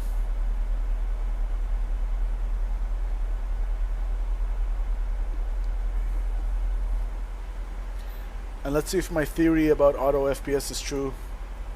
I would expect my object's level of detail to start increasing as we get closer to the airport environment. If it doesn't, then I'm going to turn it off because I want my object's level of detail to be high close to the airport so I can see the runway come in sight from further away or as far as possible.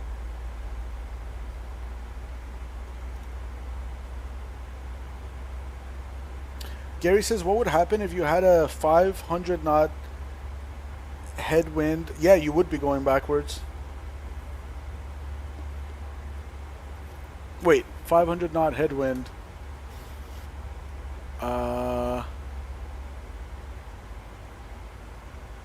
Well, that'll overspeed the aircraft, Gary. That'll exceed your. Well, in this Cessna 172R, my never exceed speed is 163, so that's not going to work. That's just going to cause probably structural damage. So it's like on overspeeding the aircraft, so you shouldn't be flying in those conditions. In a 7.3, if you have a 500 knot headwind, I think even that will, I'm not sure about the limitations for the 7.3, but that would also probably overspeed it.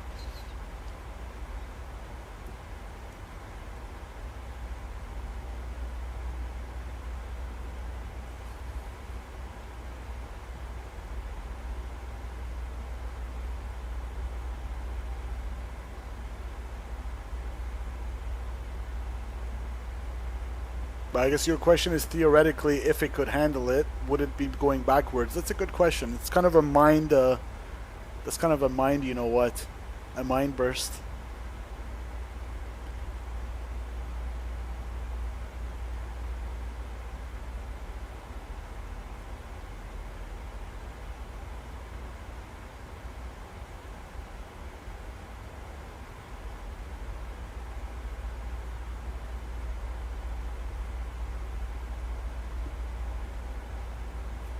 if you pull up the yoke for more time, then would you go to space right? No, you'd stall.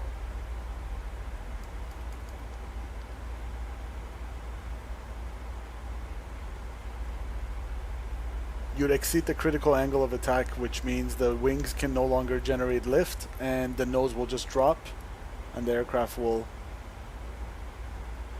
fall. Instead of going to space, it'll fall to the ground unless you recover from the stall.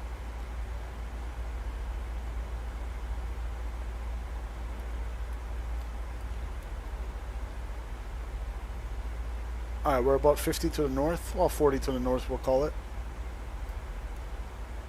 San Francisco traffic, Alaska 806 737 descending out of flight level 210 via the Bodega 4 arrival, currently about 40 miles to the north of the field. Inbound for the ILS 28 right approach.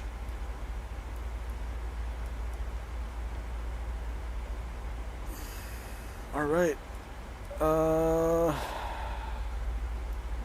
We've passed Bigelow, so the next waypoint we can go down to 140.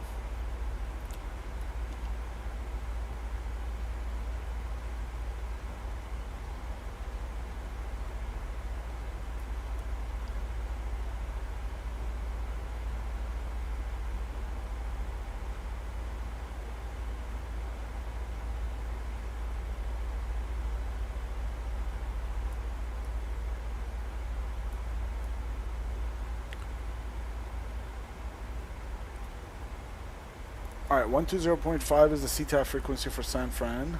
We have that loaded in.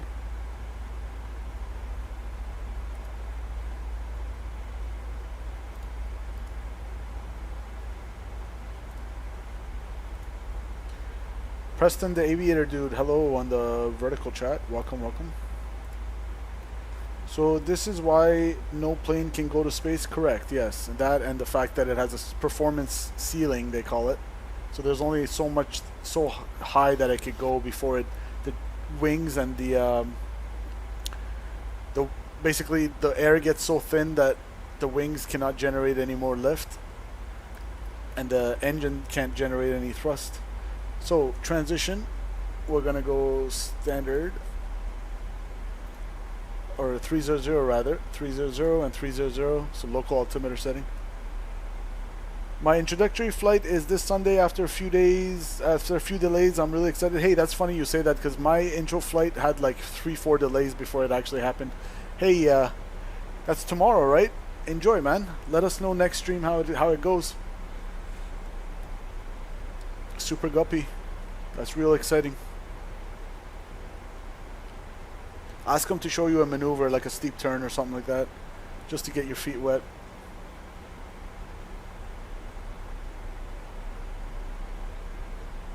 Just parked and I subbed. Appreciate you, Skystream. How was the landing down in Houston? You did a 142? Nice. Beautiful. Vanita Sangwan on the vertical chat says hello. San Francisco traffic, Alaska 806, 25 miles to the northwest, descending via the Bodega 4 RNAV arrival out of flight level, or correction, 15,800, and we're inbound for the ILS 28 right approach, San Francisco traffic. Thought you were landed by now? Nope. What was the flight time? We've been airborne for an hour and 26 minutes so far, so another, let's see here, 0041, it's 0026, so we have 15 minutes till we land.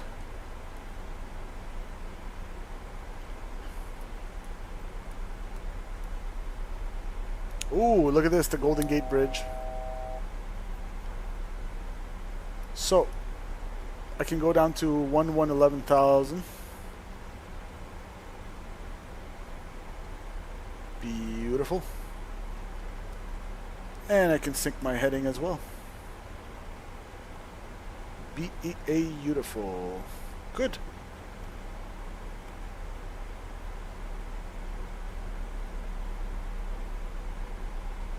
I'm going to switch to CTAF now. 120.5. San Francisco traffic, Alaska 806, 20 miles to the northwest of the field, descending out of 13,600. We're planning the ILS 28 right approach from the initial approach fix Eddie, San Francisco traffic. I like your setup and would like to know where you got it and how much it cost. Preston, the total cost, well, I'm in Canada. I got the yoke from Amazon. I got the radio stack and the throttle quadrant from Canada Computers here. Total probably, I don't know, I'd say 1,500, 2,000 just for the this, and the rudder pedals. Traffic, United 892 heavy descending via the Pirate 3 arrival for San Francisco. ILS runway 28 right, we'll call over Sydney. San Francisco traffic. And San Francisco traffic, Alaska 806, descending out of 12,000. We're about 10 miles to the north of the field. We'll be overflying the field to join the ILS 28 right approach from Eddie, San Francisco traffic.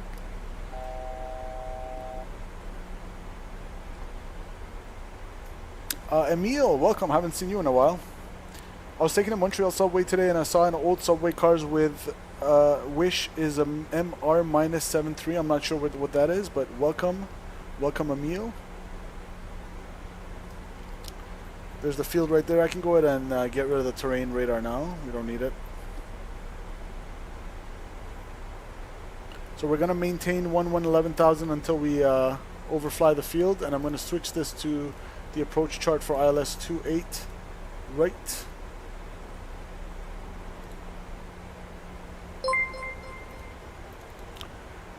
Skystream Aviation, subscribe to the channel. Appreciate ya. Welcome to the channel. Thanks for officially joining us.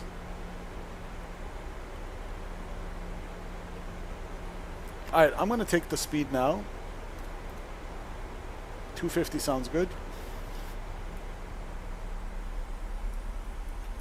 There's another bridge right there.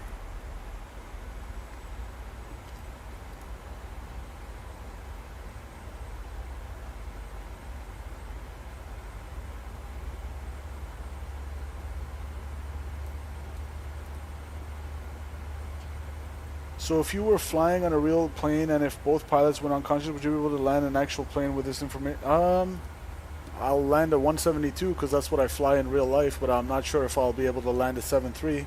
I mean, in theory, I know how to do it, but who knows? Until I'm in that situation, I can't really give you a solid answer. But I'll tell you this: if there's no one else that can do it, I'm not just gonna let the plane crash. Make me simple, pilots FO. Hey, the other day I had my progress check flight with one of the class 1 instructors there, like a super experienced guy that kind of like a stage check, and he wanted to make sure that I'm at a progressing correctly, if you will. And I had the most butterest of butter landings. He said, give me a soft field landing, so you want to try to simulate that you're landing on grass, right? So you don't want to sink, obviously, so you want to butter it as much as possible. And usually my soft fields were not my greatest work, but with him, under pressure, oh boy, that thing was like chef's kiss. That was like minus 10 feet a minute.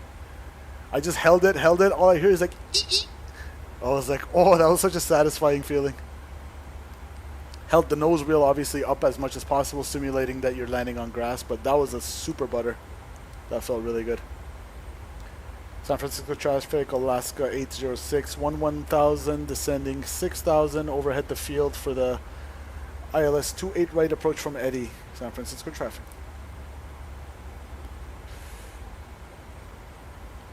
Alright, let's do flight level change now. And we'll sync our heading bug over here. And we'll actually go heading mode now.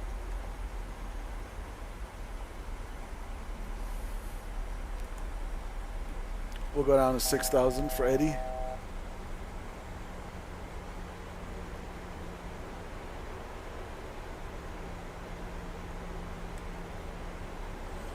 Alright, 10,000 checks. We're going to go seatbelt signs rip. It was on the whole time. Okay, well, they didn't get to pee.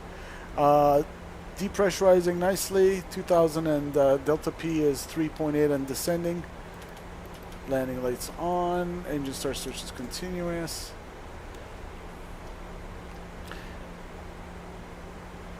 Literally just found out my flight is delayed to Monday. Hey, don't get discouraged, man. It happens. It happens.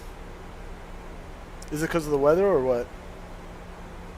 Civilian planes must be given external jet supports in difficult times.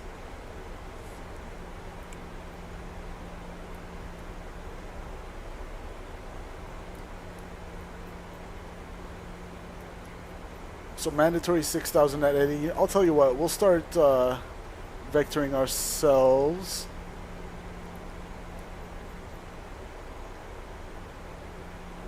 You want to be at 3,000 by Sepin.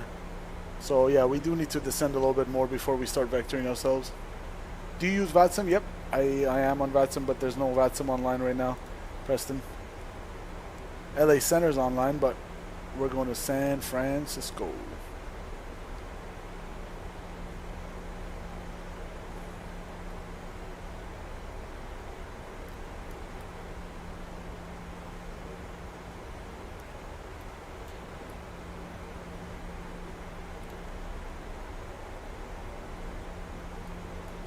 Yeah, so I think I'm, so objects level of detail, you see it's kind of starting to go up now. So as we get closer to the environment, it's airport environment, it's smart enough to know that it doesn't want to keep my objects level of detail so low because I need to see the airport come in, right? So I would expect this terrain level of detail to start going down to preserve my FPS because 300 is crazy. But you see how it's going up now, the objects, look, 65. So auto FPS is working beautifully. Hopefully it'll work nicely for 2024 as well. Super Guppy says my instructor's dad had to sadly go to the hospital, I believe. Oh dear, that sucks. Well, family first.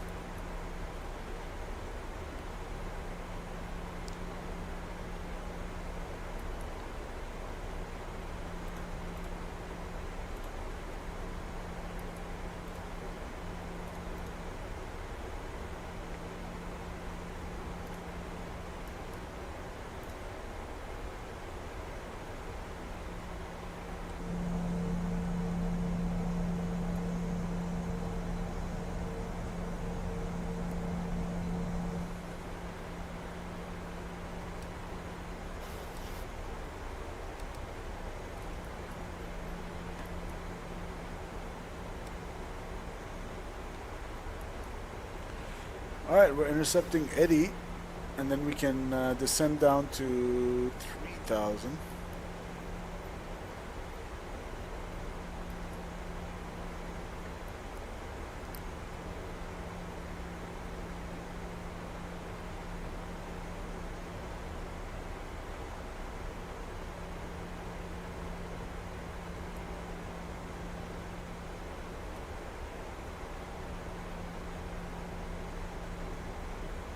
San Francisco traffic, Alaska 806 is 20 miles to the southeast of the field, descending at 5,800 to intercept the ILS 28 right approach from Eddie.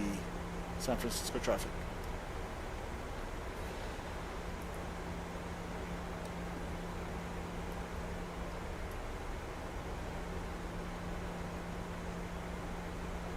We'll go takeoff and landing cam here.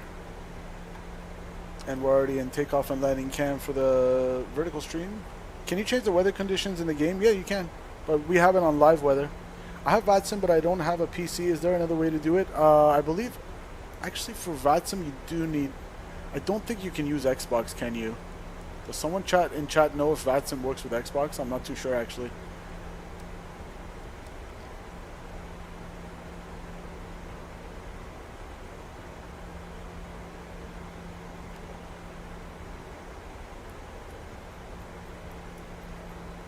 Alright, missed approach altitude is going to be 3,000. We're going down to 3,000 for Sepin, which will be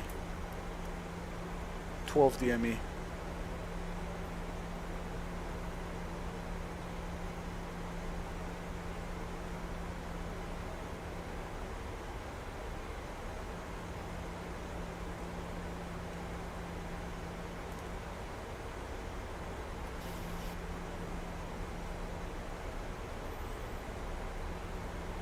Alright, we're about 17 out. We'll go VOR, localizer.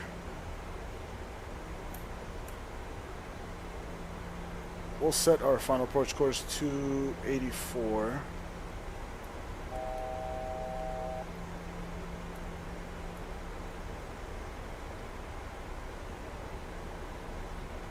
Alright, we're below the glide slope. We'll actually go approach mode, autopilot 1 and 2, and we'll light ourselves up.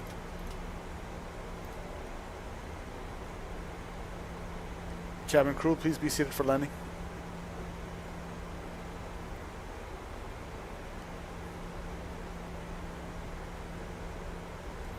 We can slow it down. San Francisco traffic, United 892 is at 2 east for Alice runway 2 right, south, Conley traffic, slow to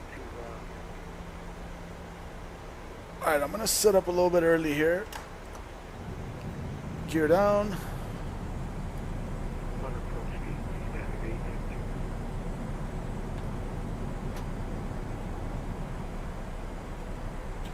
Roll a little bit of speed brakes to help it slow down.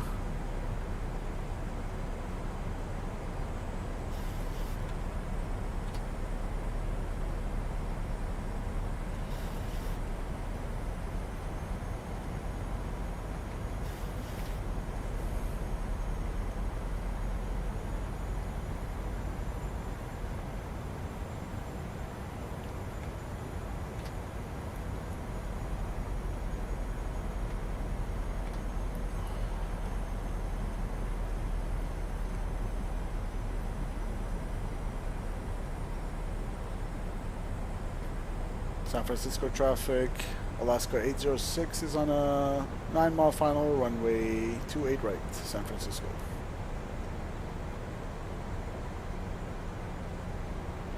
Alright.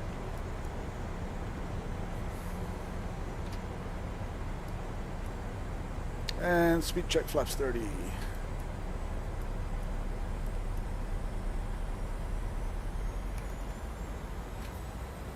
Gear down. Check. Gear down, 3 greens, no red, flaps 30 indicated, auto brakes 2, ground spoilers armed, lit up, cabin advised, clear to land. Clear to land. Alright, let's do the replay. Can't use VATSIM with an Xbox, need a PC to be able to do, well, there you go. You need a PC, Preston, in the vertical chat. Alright. My throttle.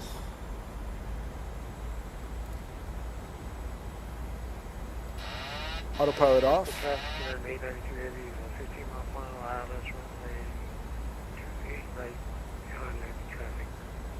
And San Francisco traffic, Alaska 806 on a 5-mile final, 28 right.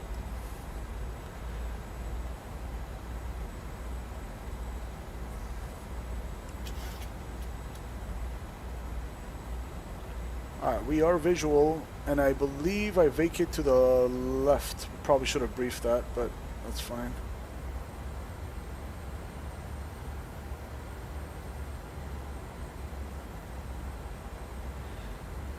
Let's try to aim for 145 here.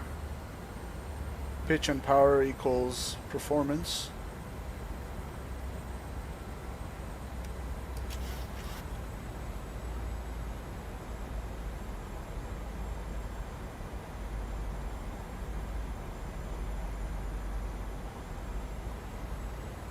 Alright, ground speed is 140. I'm looking for about 700 feet a minute here.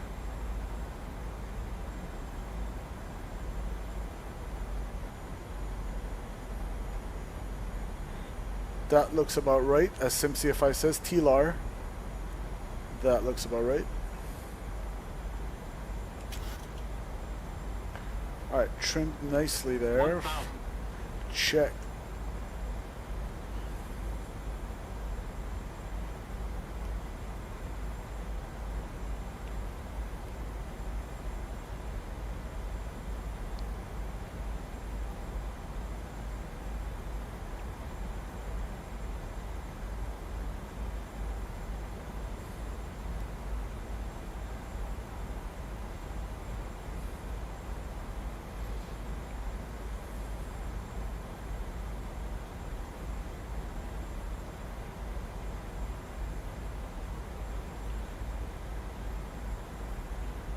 Alright, I'll vacate on the right. I think. Looks like the terminal is on the right.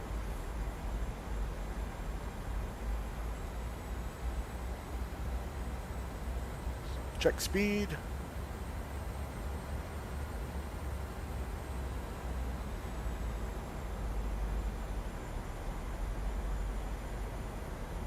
Approaching minimums. 200 minimums. Stupid crosswind, that's Microsoft styles from the left. 100. 50, 40, 30, 20. 892 heavy is 4 miles final for ILS runway 28. Hold the crosswind input.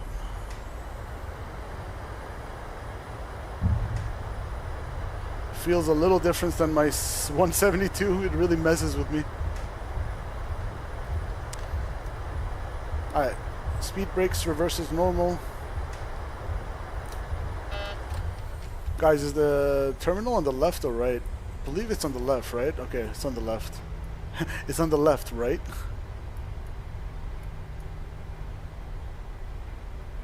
Welcome down to San Francisco. Got a little squirrely at the end there, but I think we did all right.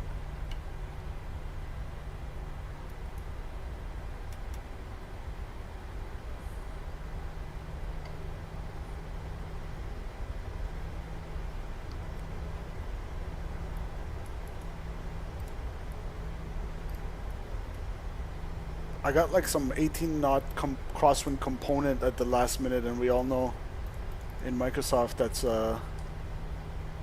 that's like 400 knots in real life. Danielle says, what are you flying? PMDG 737-800.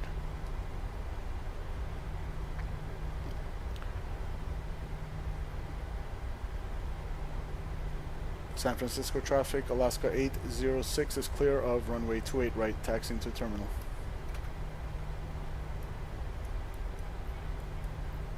I'll just take any gate here. And San Francisco traffic, Alaska 806 crossing runway 28 left at Tango.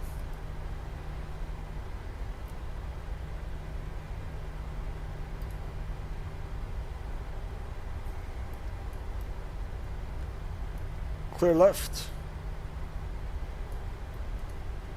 Clear right.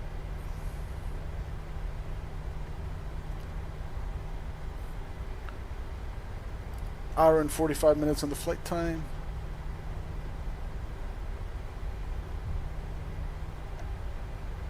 Traffic, 9892 is clear on the 3 line. Stressing at the end a little bit.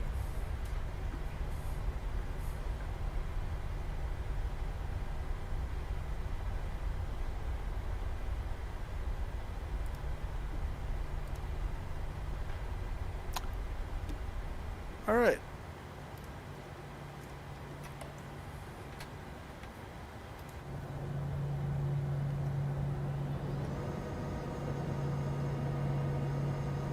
Flaps going up.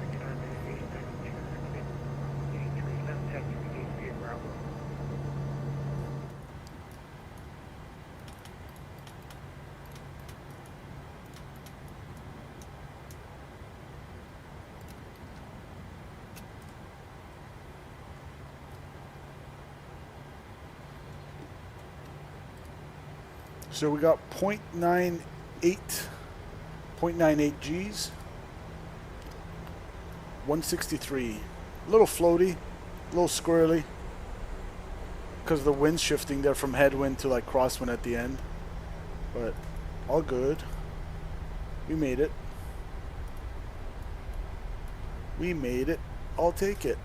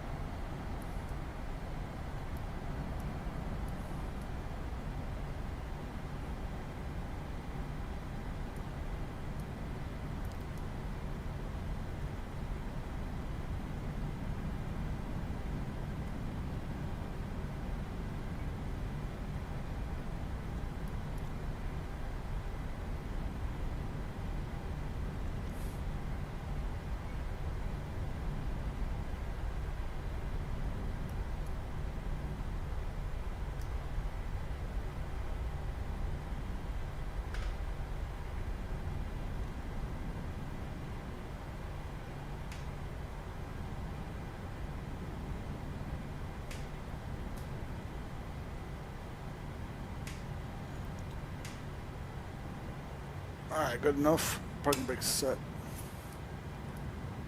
APU on the gen. Taxi lights off as well.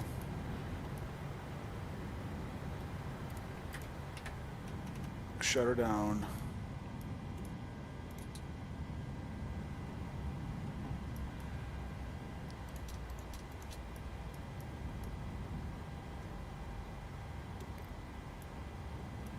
%5 in one.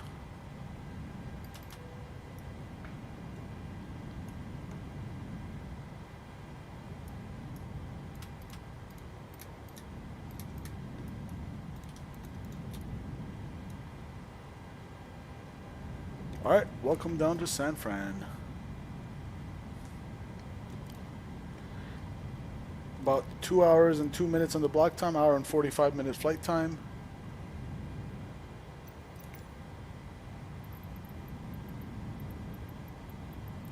The boarding requested.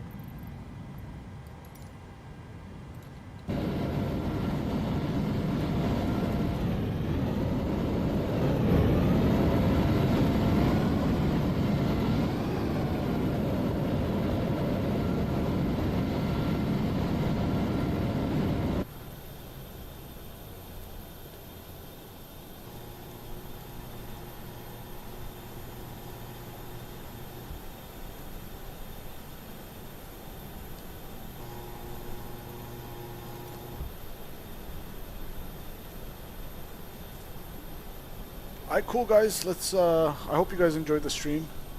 Nice, pleasant, smooth flight. I wish we had VATSIM on, but what can you do? It's a free service, so they come and go as they please according to their schedule, so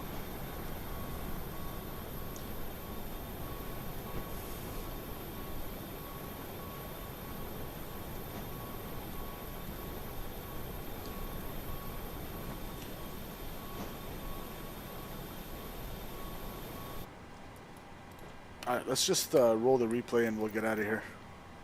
We'll pretend like the deboarding is all completed.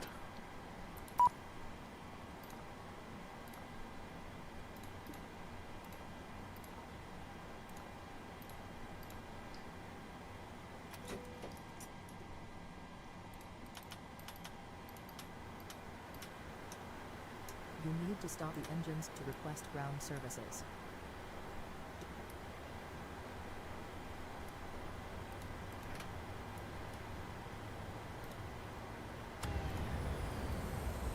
Don't sink. Let's look at it from the wing view here.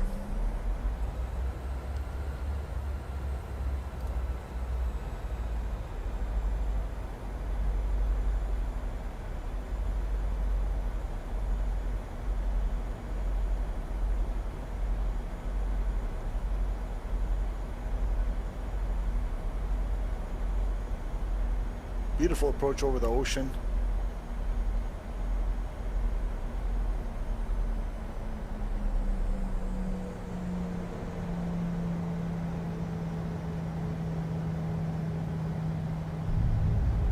Smooth. We'll take it.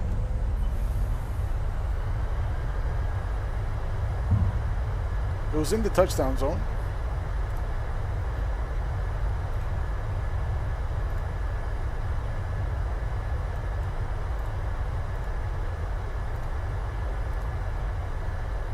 We got -199 from Sim Toolkit Pro on center line within the touchdown zone, so we'll take it.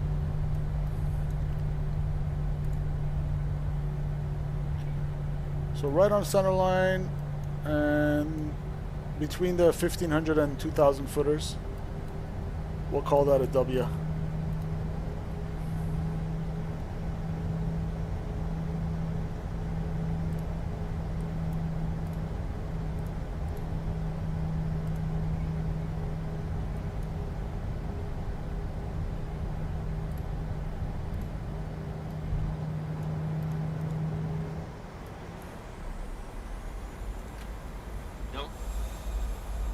Look at it from this side.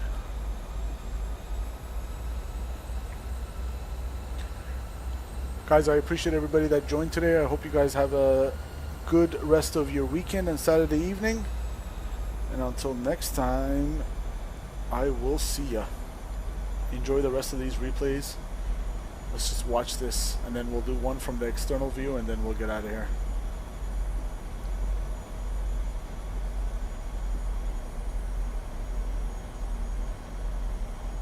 Yeah, those winds kind of shifted last moment from headwind to left crosswind component.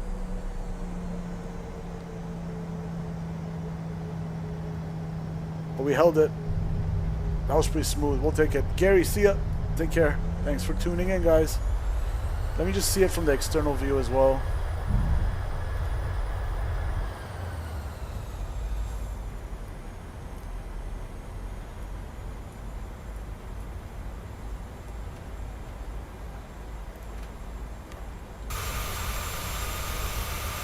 Swerve says good job. Appreciate you, Swerve. So you guys saw that I got kind of blown to the right because it was a headwind, and suddenly in the last moment it shifted. It kind of, the wind veered clockwise to a left crosswind, which kind of made us drift off center line, but I corrected for it. Let's watch it from this way.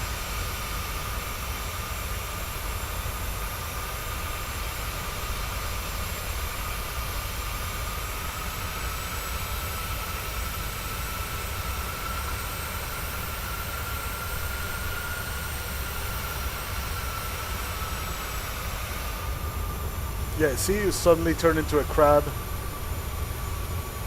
Those are the MSFS winds for you. But we got the pappies back.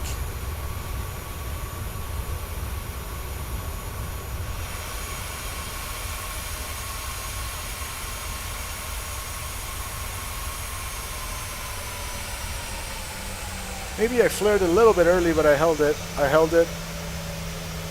corrected the crosswind. There we go.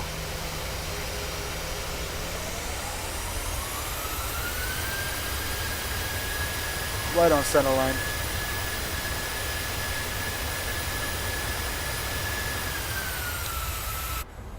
Alright folks, enjoy the rest of the replay, and I'll see ya later. Catch you on the next one. Take care. See ya.